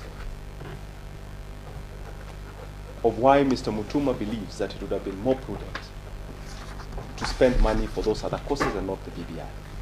Again, my lord, you can see that the contest here is not really about the national challenges that have been identified in the joint communique. The contest here is how should we go about this? Mr. Mutuma is inviting you, let me not lynch Mr. Mutuma so much. Dr. Ekuru is inviting you to substitute the views of the executive with his own. The unfortunate bit is that once you do that, it will not be their views, it will be the court's view. You will have substituted the views and discretion of the executive with those of the court, which again, my lord, we submit would not be appropriate. That said, my lord, it is our submission that purposively construed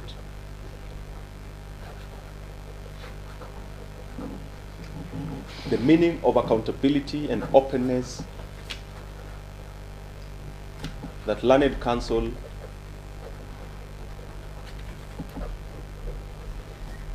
has ascribed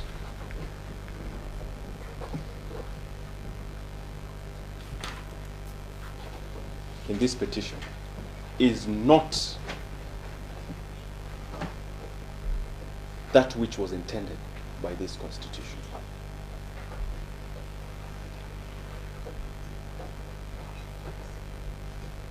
As we have said, Article 201 provides a framework of the principles of public finance management.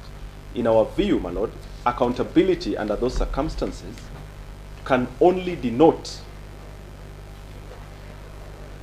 responsibility to ensure compliance with the law. Not some abstract imaginations of parties as to what should be accountable and what should not be accountable. It is responsibility to ensure compliance with the law. That is accountability. If today I am called to account for a public office that I hold, and this court has in a number of constitutional petitions declared proceedings before the Ethics and Anti-Corruption Division of the Criminal Court, has declared them those proceedings unconstitutional merely because cases are brought against abstract allegations. What we are saying is that every allegation by a party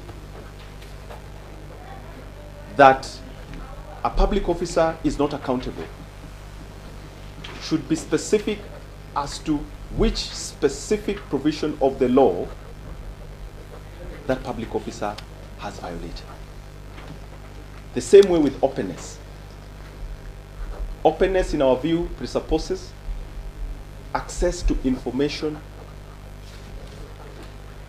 to enable a party to hold a public officer to account. In other words, to ensure compliance, again, with the law.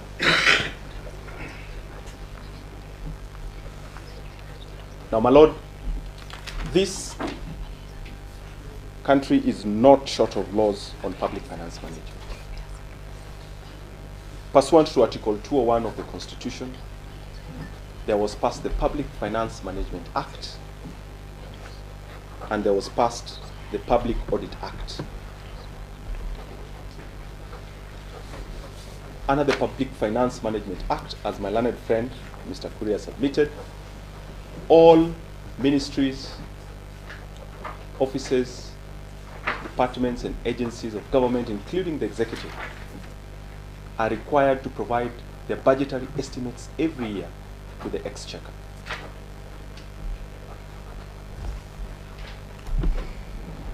Those estimates are then converted into the national budget, which is then passed by Parliament.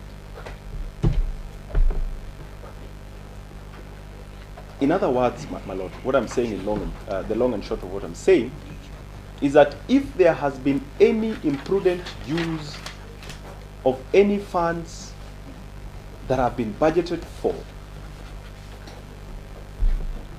my Lord, the standard of compliance should be that set out under the Public Finance Management Act and the Public Audit Act. So that the petitioner should be coming to court and showing you that, look, this is what the Public Finance Management Act says as to how these finances are supposed to be expended. But that is not what happened. Public finances were expended contrary to law. Not a single provision has been cited to support their averments.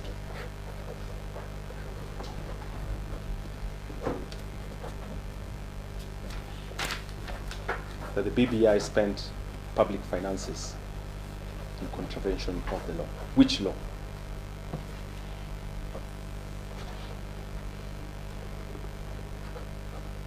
Even more importantly, my Lord, the Public Audit Act, and my Lord, we have provided all the provisions in our submissions. I believe it should be Section 7 of the Public Audit Act.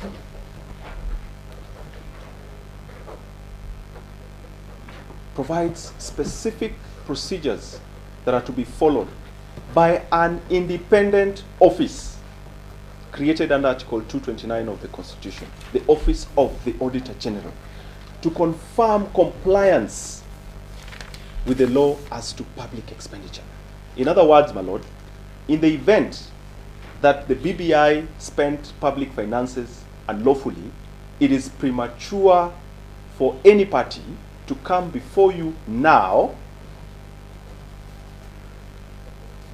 to make ambivalent allegations, because the danger that you then expose yourself to is that you will short-circuit the duties of the Auditor General. What if the Auditor General, my Lord, after you render this decision, in another 3 or so months, returns an unqualified report on the manner in which the executive spent its money? What then happens? Particularly in light of the fact that his office is an independent office under the Constitution, as is yours. My Lord, we invite you to decline that invitation, because then you will have encroached into the mandate and functions of an independent office under our Constitution. Finally, my Lord, you have been told that the BBI has usurped the roles of existing and past independent commissions and violated the principles of public participation. My Lord, as I have already alluded to,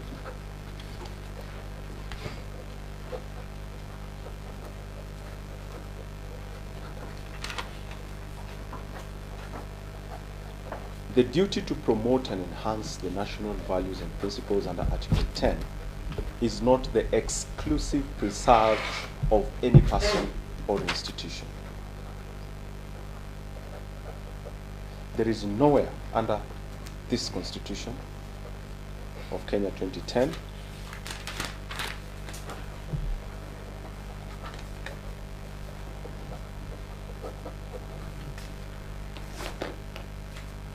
that the Ethics and Anti-Corruption Commission, for example, is the only body that is mandated. Is the only body that is mandated to discuss, interrogate, or in any way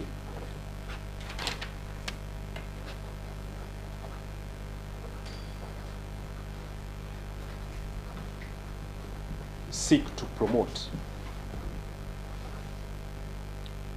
integrity as a value within our political or constitutional setup. As a matter of fact, I have submitted before you and I have demonstrated to you that the President has, in express provisions of the Constitution, a distinct role to perform, which in our view is a complementing role to perform in the achievement of those national values and principles.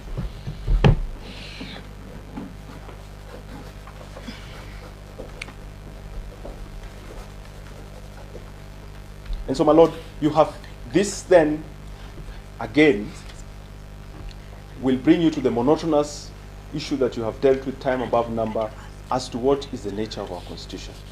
It is a Constitution that is living. It is a living document. It has a soul. It has to be interpreted based on the prevailing circumstances at the time. It is not a legalistic and minimalist Constitution as others are. It is fused with national values and principles that give it life. It has to be interpreted to continuously develop the law.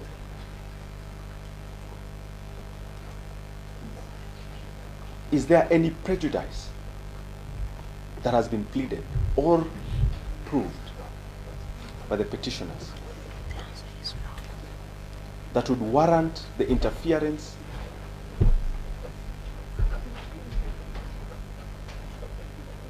with the noble venture that is the BBI, particularly given the issues that have been clearly put out there that it seeks to deal with? Now, nowhere in this BBI report have I seen anything that seeks to condemn any person or to take away the rights of any person or to lessen the benefits or interests that would accrue to any person. It merely seeks to create a better nation state for everyone. How incompatible are its recommendations or its intentions from the beginning with the aspirations of the people of Kenya under this Constitution? How incompatible? Are they irrational? Are they so irrational that the court would feel the need to declare its processes and its product unconstitutional?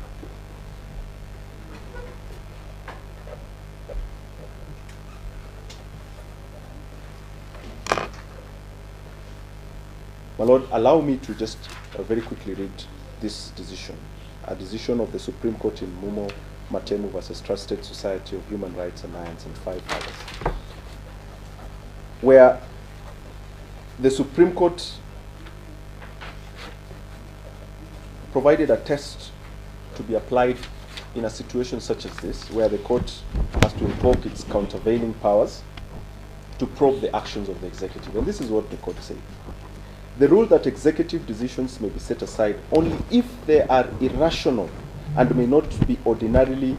The rule is that executive decisions may be set aside only if they are irrational and may not ordinarily be set aside because they are merely unreasonable or procedurally unfair. I'm reading, my Lord, page 12 of our submissions, paragraph 30. And this has been adopted precisely to ensure that the principle of separation of powers is respected and given full effect. If executive decisions are too easily set aside, the danger of courts crossing boundaries into the executive sphere would loom large.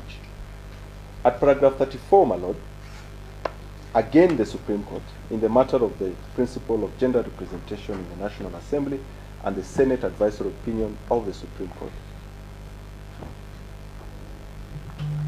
again, the Supreme Court states as follows in respect of interpretation of the Constitution in such circumstances.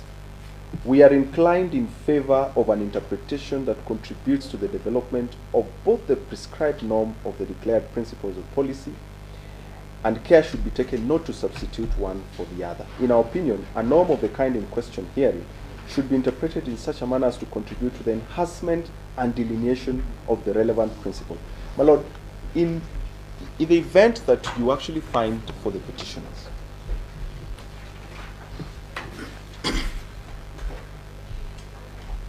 we have to ask ourselves the question, how would that have contributed to the development of the law in light of the very purposes and objects of the BBI?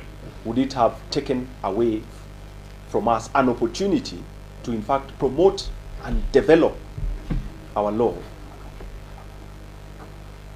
Bearing in mind that this Constitution is itself the product of similar processes in the past. What prejudice would the petitioners suffer? As a matter of fact, what prejudice have they demonstrated to have suffered that would warrant the declaration sought? And so, as I sit down, my Lord, allow me to just mention one thing that, in reply to my learned friend's submission. All the cases, my Lord, that have been brought before this court claiming that public participation, the right to public participation has been violated, have always, my Lord, if you go back and analyze those cases, most of those cases have been brought on the basis that not only has the right to public participation been violated,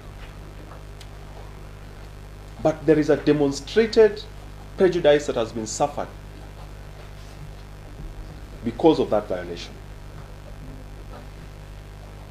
In this case, not only was public participation provided, the opportunity for public participation, not only was that provided after the creation of the BBI,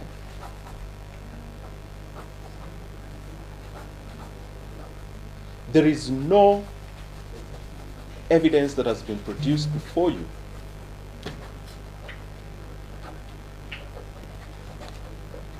of any malfeasance on the part of the executive for proceeding the way it did. In other words, the petitioners are not coming out clearly to tell you what prejudice, if any, they have suffered or any other person has suffered because they were not involved at the initial stage of the creation of the BBI.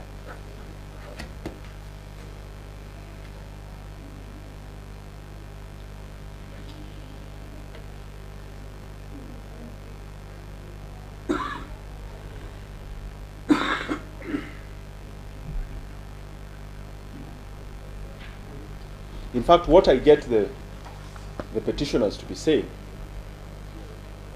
because Mr. Mutuma has actually made the submission that, you know, a few political actors ganged up. That was the word used by Mr. Mutuma, ganged up against other political actors. And at the same time, the petitioners are asking you to declare this process unconstitutional. You can see through it that the problem of the petitioner is not really with the objects of the BBI. Because he is willing, the petitioners would have been happy had they been involved from the beginning. They would not have had a problem with it. They just wanted to be involved at the beginning. But because they were not involved, they now feel that the process is unconstitutional. My Lord, we invite you to see right through the mischief that is this petition.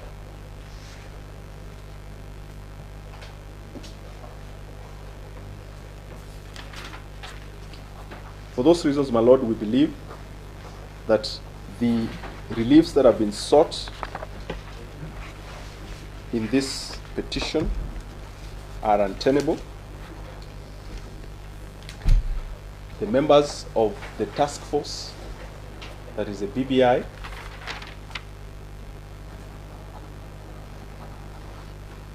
were constitutionally and procedurally appointed, and I will rely particularly on that issue of whether they should have been vetted or not on the submissions of Mr. Kuria. My Lord, no evidence has been adduced before you to show that any of those members do not meet any of the constitutional standards that have been set out for public officers. None at all. Again, an ambivalent allegation on the part of the petitioners. Some of the prayers sought have been overtaken by event and are now moot. Like which one? An order, just 1 second.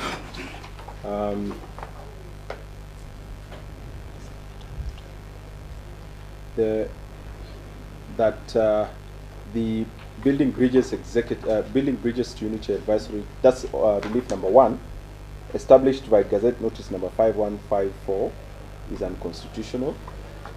The mandate under that Gazette Notice already expired. And the same applies to relief number 2.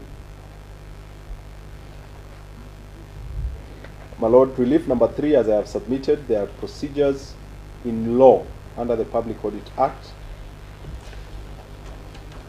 for the information sought by the petitioner, and those should be exhausted. An order requiring the respondents and the interested parties to jointly and severally refund to the National Treasury. My Lord, even in the members of the task force did not appoint themselves to this office. So, my Lord, even in the worst case scenario that you find, that they were unlawfully appointed, they have discharged their mandate under their contracts. They have worked. Unless there's a way of undoing the energy they've already spent, it would be very unfair to deny them what they've already earned in the work for. I heard Mr. Mutuma say that they asked them to identify themselves as to whether they are state officers or not. My Lord, it is not, within our constitutional and legal setup, it is not the duty of an appointee to define his position or status in law. His position or status is defined in law itself. So Mr. Mutuma had the burden to demonstrate that these are state officers. My Lord, you have held in several cases time above number that you cannot direct the Directorate of Criminal Investigations on how to do its job, and therefore prayer number 6 is untenable for those reasons, and number 7 as well. My learned friend, Mr.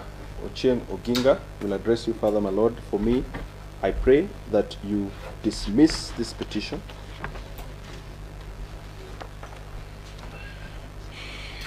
I have litigated severally with Mr. Mutuma in a number of these petitions. He has never paid me. For the first time, my Lord, I pray that you dismiss the petition with an order that Mr. Mutuma pays me costs for this petition. Unless you have any questions for me, my Lord, that will be it.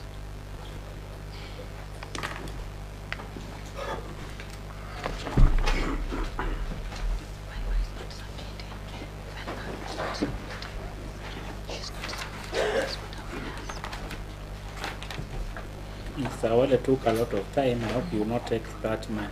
My Lord, I'll limit my time to around even 12 to 30 minutes. Okay. My Lord, my first submission is on the principle that parties are bound by their own pleadings.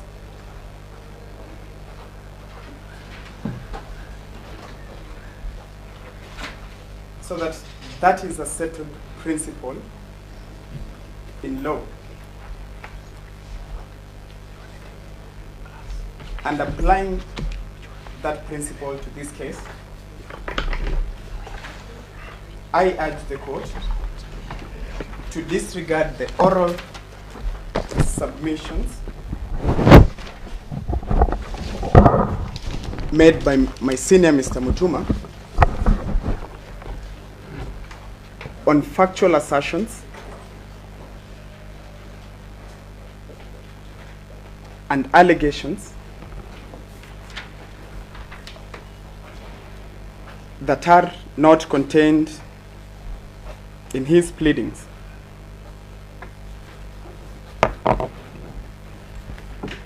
Okay, I forgot to ask.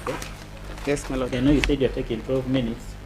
Yes, my lord. And the other day I was reminded lunch is a fundamental right. And the socio-economic rights. Do we proceed so that we finish? Yes, we should. I On our hope you part, not we have no keep- objection. Yeah, because at least let's proceed because we are going to finish. If you are going to proceed, then we adjourn to not make sense.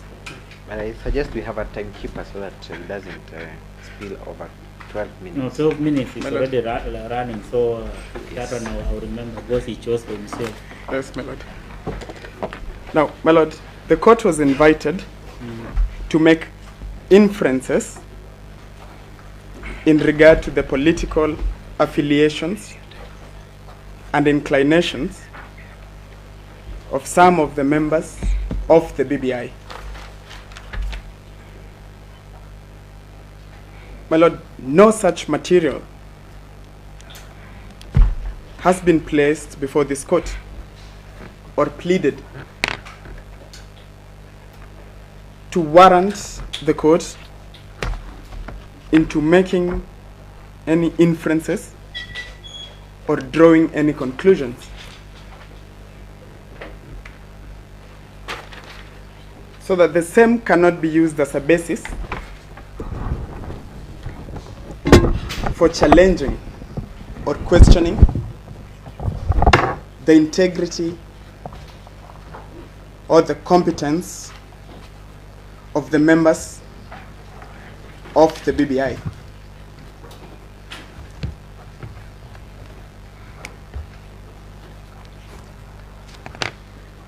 My lord, it was also submitted that it is in the public domain that the term of the BBI has been extended.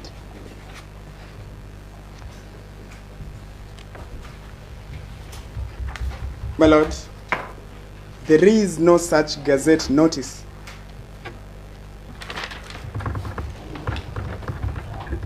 either in the public domain or any that has been presented to this court by the petitioners in support of those allegations.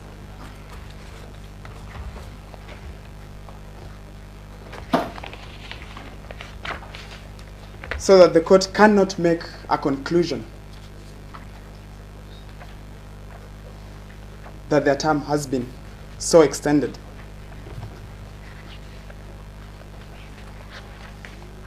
My lord, the second issue I wish to address that was raised by my senior is on the question of violation of Article 201 of the Constitution.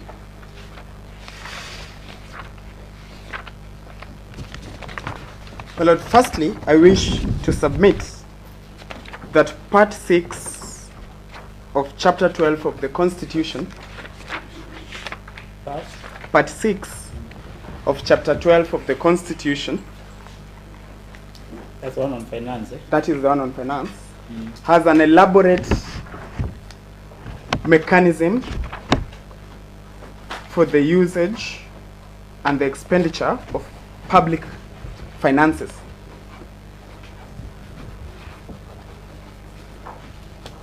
So that, my lord, Article 226 of the Constitution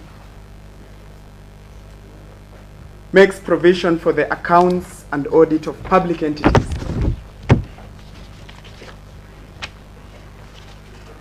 My lord, again, looking at Article 228 of the Constitution, establishes the office of the Controller of Budget. My lord, and more importantly, Article 229 of the Constitution establishes the office of the Auditor General. My lord, and if the court looks at subclause 4 of Article 229 of the Constitution, my lord, there is a constitutional obligation imposed on the Office of the Auditor General. And it stipulates that within 6 months after the end of each financial year, the Auditor General shall audit and report in respect of that financial year on the accounts of the national and county governments and all state offices, my lord. So that, my lord, the Constitution has a self-inbuilt mechanisms for the reporting and accounting on the usages of public finances. My lord, so that looking at these provisions in light of prayers number 3 and 4 of the petition,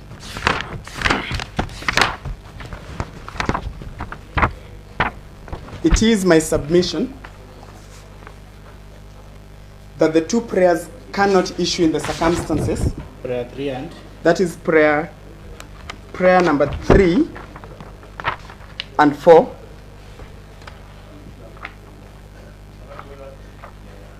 The same cannot issue in the circumstances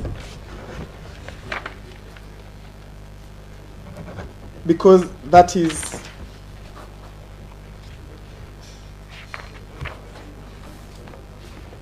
the petitioner prematurely inviting this court to interfere with the mandate of the Auditor General.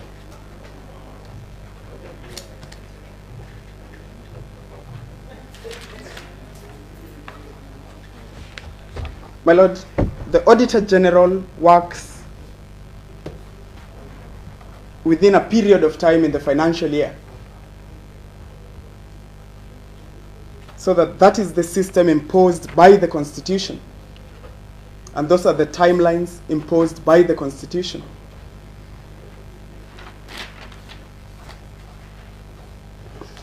So that the court should decline the invitation to even usurp and interfere with the constitutional timelines and mandates of the Auditor General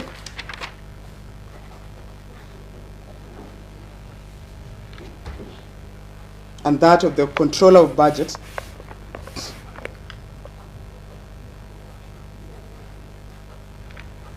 as no such materials have been placed before this court to warrant such interference.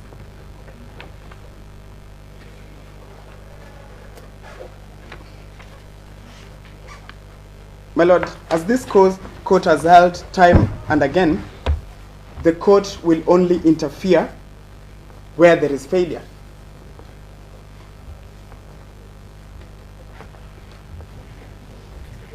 So that the petitioners have jumped the gun and they ought to wait for the actions by the Auditor General and the Controller of Budget. So that my submission is that prayers 3 and 4 cannot therefore issue in the circumstances. Finally, my lord,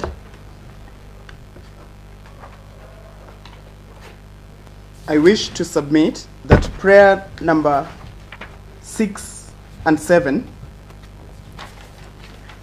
of the petition cannot as well issue in the circumstances. For the reasons that, number 1, my lord, the Directorate of Criminal Investigations is not a party to these proceedings. And yet an order is being sought against him. Secondly, my lord, the DPP is also not a party to these proceedings, and an order is being sought against him. My lord, the two orders being sought are akin to this court being asked to issue mandatory injunctive orders to compel public state officers to undertake their constitutional mandates.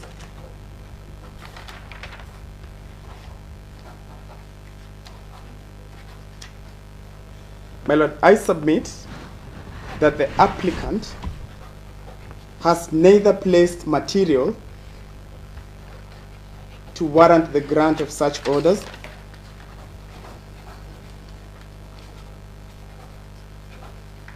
and neither has he satisfied the principles in regard to the grant of such mandatory orders. My Lord, in that regard, I rely on this court's decision in its ruling rendered on the 27th of November 2019. In this same Case file, number?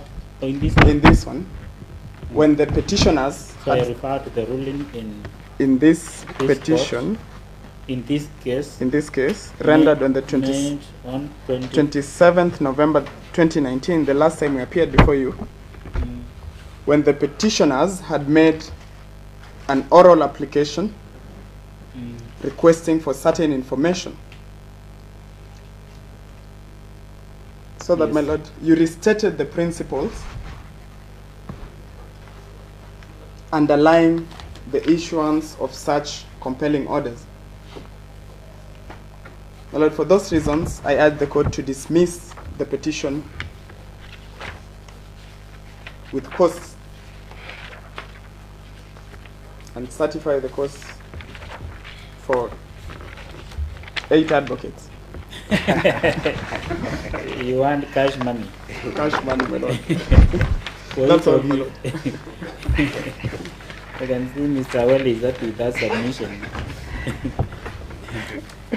And then off record, they already have 10 billion. They have what? 10. More money.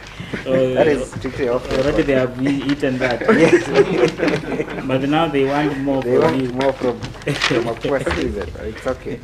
Eh, My Lord, in a brief rejoinder with your permission, allow me some bit in response to my learned friend Mr. Thande's submissions.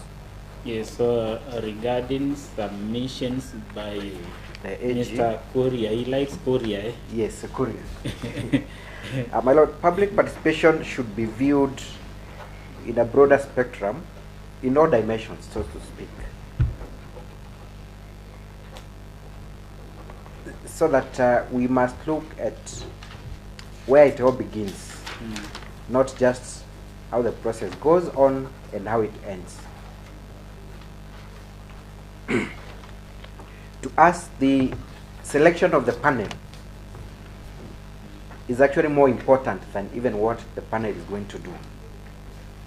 Because at the end of the day, it is the panel that makes, or rather records views from Kenyans and makes recommendations. So then who sits in that panel is important and ought to have been subjected to a public participation process to establish their suitability and You know, that's why I competence. kept on asking whether these people are public officers, state Yes, officers, and while I'm what are they? yes, my Lord, Under the need. yes, we go to definition of public office. That is where I will anchor my submission on under 260.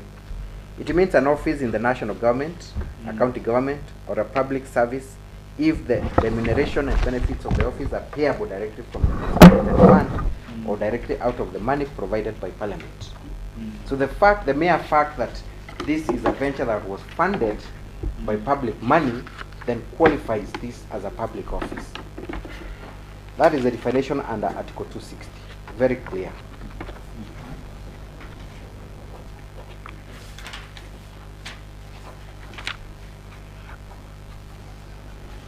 Secondly, my Lord,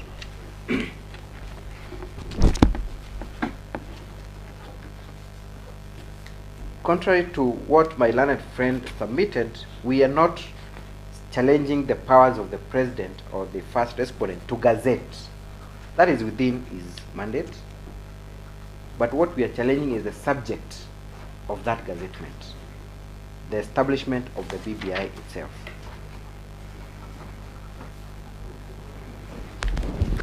Inasmuch as the President has a duty to foster national unity, he is a slave to the Constitution, just like the rest of us.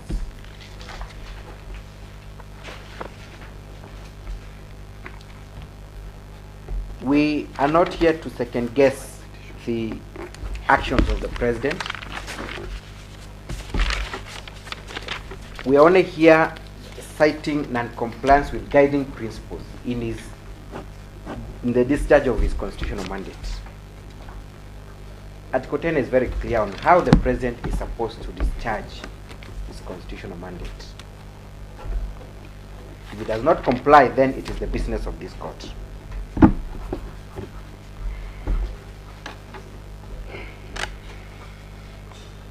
You were given an example, my lord, in respect to the vetting of judges and judicial officers. Contrary to what my learned friend said, judicial officers and more particular judges are vetted through a body known as the Judicial Service Commission.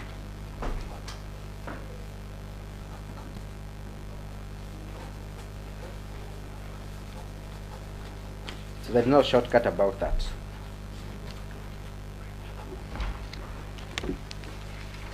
And my lord, whereas it has been said that we ought to have pointed out who is not suitable to sit in the task force, that duty is not on us to point out who is not suitable.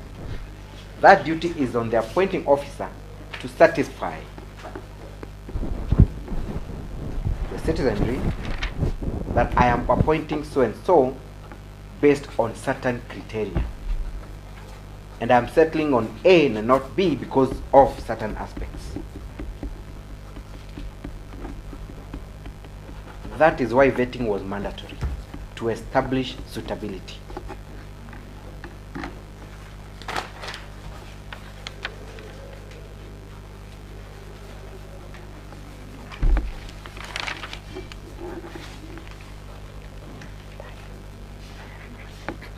My lord, on the issue of public finance and whether we ought to have gone through the Public Finance Management Act, the Public Audit Act, I have relied on two letters. Those letters formed or ought to have formed the basis of further interrogation into the affairs, or rather into the management of public affairs. A simple response from the appointing authority or from the second respondent ought to have settled that issue, telling us how much and who sanctioned that payment.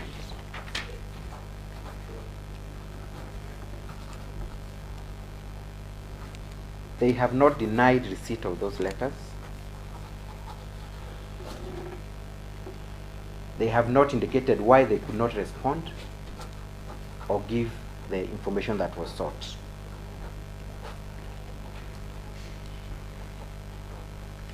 This very court, in a ruling in this same matter, where I applied for the report to be furnished by the second respondent, the court advised that, and it's a ruling on record which I wish to rely on, that for you to qualify the reliefs under Article 35, a party must first demonstrate attempts to get the information,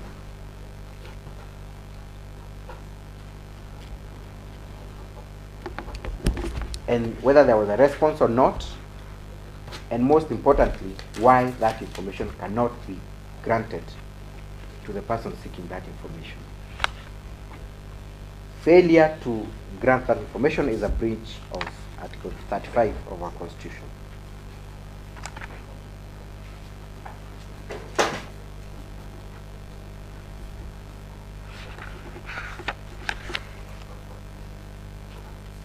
My learned friend argued that the Gazette notice was purely by the office of the President, and that His Excellency, the former Prime Minister, was not involved in the gazettement. That's Korea. Yes, that's Korea. I'm still on Korea. You're not done with him. I am not done with him. That is, You are dwelling on him. yes. So he argued that the The Gazette notice emanated from the office of the Gazette President, notice and that no civilian was involved in the gazettement. My Lord, if you look at the impurged Gazette notice,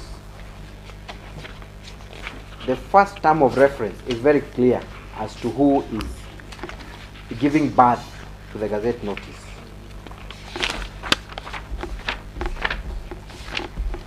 It states, my Lord, that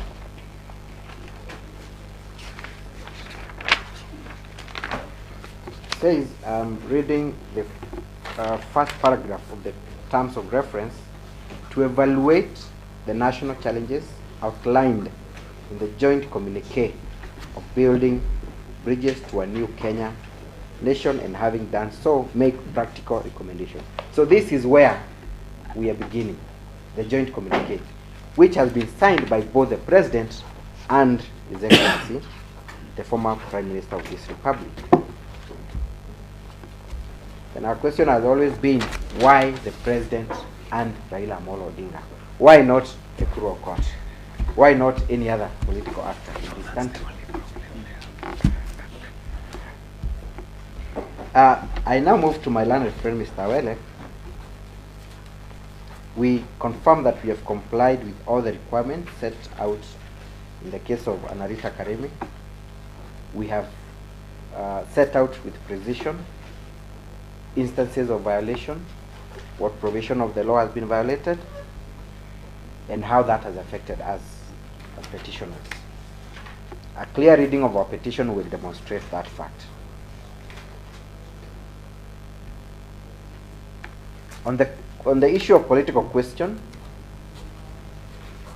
Article 165, my Lord, gives this court unlimited jurisdiction. Every time there is an issue of violation of the Constitution or fundamental rights, this is the place to be.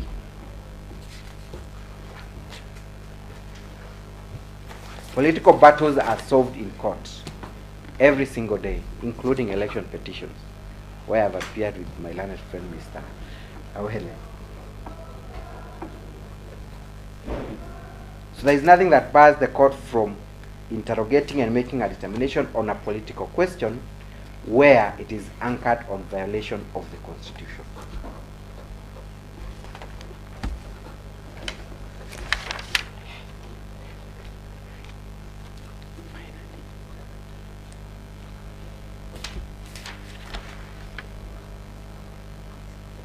It has been admitted by my learned friend, Mr. Awele, that in fact what ails our country has been previously documented in form of commissions of inquiry, other constitutional commissions like IBC, Anti-Corruption Commission, National Cohesion and Integration Commission.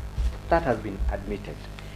I was expecting him to show us the difference between the recommendations of those commissions and what has been recommended by BBI. That would have justified the need to have the BBI in place. That has not been done.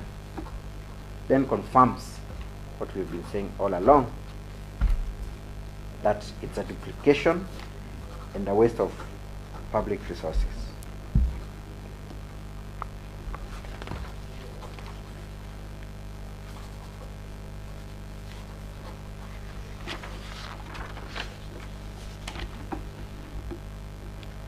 My Lord, when a party challenges prudent use of public resources or public finance, then it is incumbent upon the person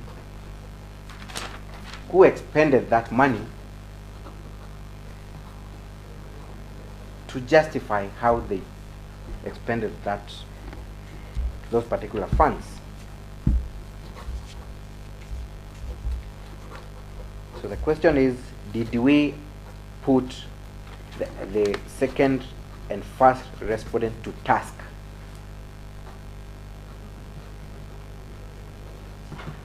to explain whether they used public finances prudently or not? The answer is yes, and there was nothing that came to our end from them.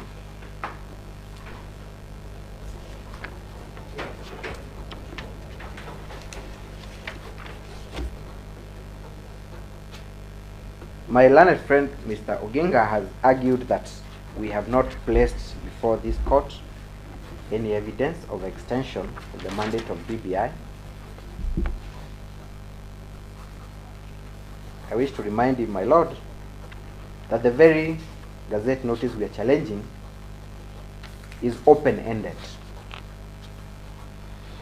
The very last paragraph, it states that the lifespan of the task force is 12 months, and that is from 24th of May 2018. But the president may, if necessary, extend the period. It is not in dispute that the first mandate ought to have expired on 24th of May 2019. The president, without even issuing another Gazette notice, extended the term. That was done orally, and even the subsequent extension has been done orally. We cannot produce in court an oral notice that was issued by the president. But that is in the public domain. The court ought to take judicial notice of that.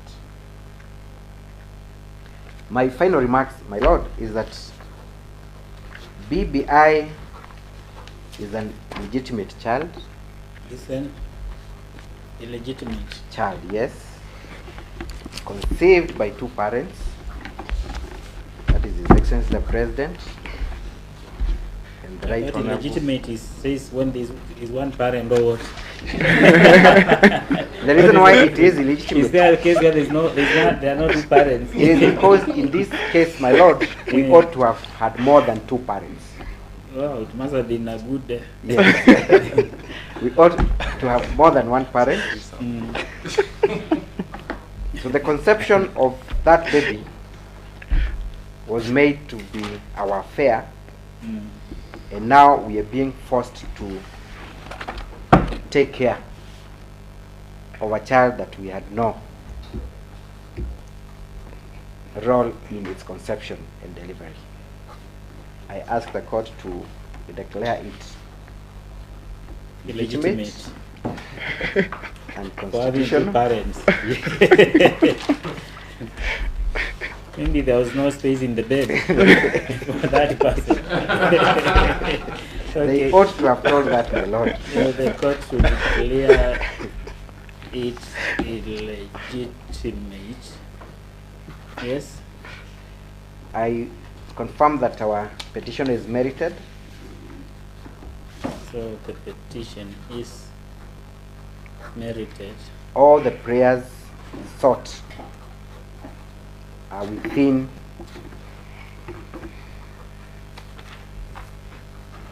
the remedies that this court can grant at this juncture. We pray that the same be allowed with cost on our side.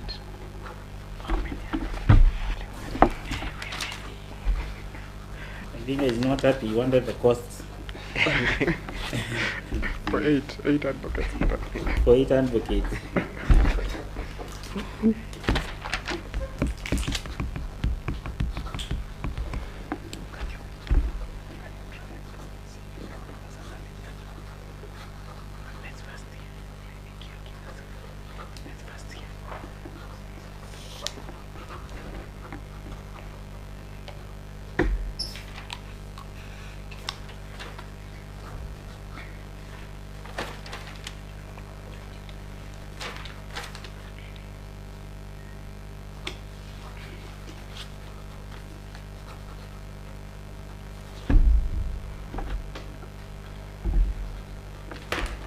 So I've directed that all the parties to supply soft copies of their pleadings in Word format. The email is there. She can also write for you. Please make sure you get it correctly, because it will make it easy for me. I don't have to carry this file even to go for the holidays. I can go with the soft copies. But please send what you filed, because at one point I will compare.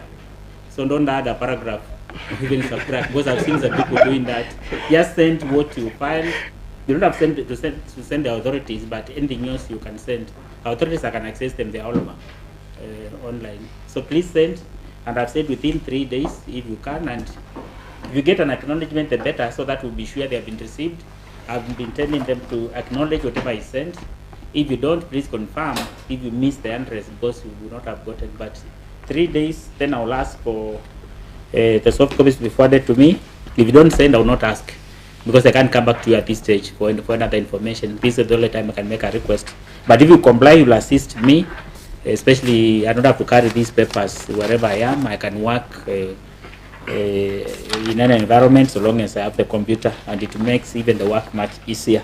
So the date you give us, and you leave your telephone numbers in case we finish. Sometimes we call people even tomorrow. So if I call you on Christmas Day, mnakuja tu, you leave what you are. But certainly the diary is somewhere where we are being told now. What is the date? Otherwise, enjoy your holidays, and that's all. Merry Christmas.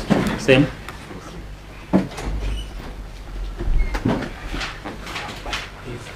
Amesema for March.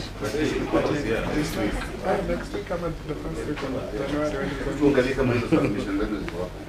Yes. Your cloud is clean. Yeah?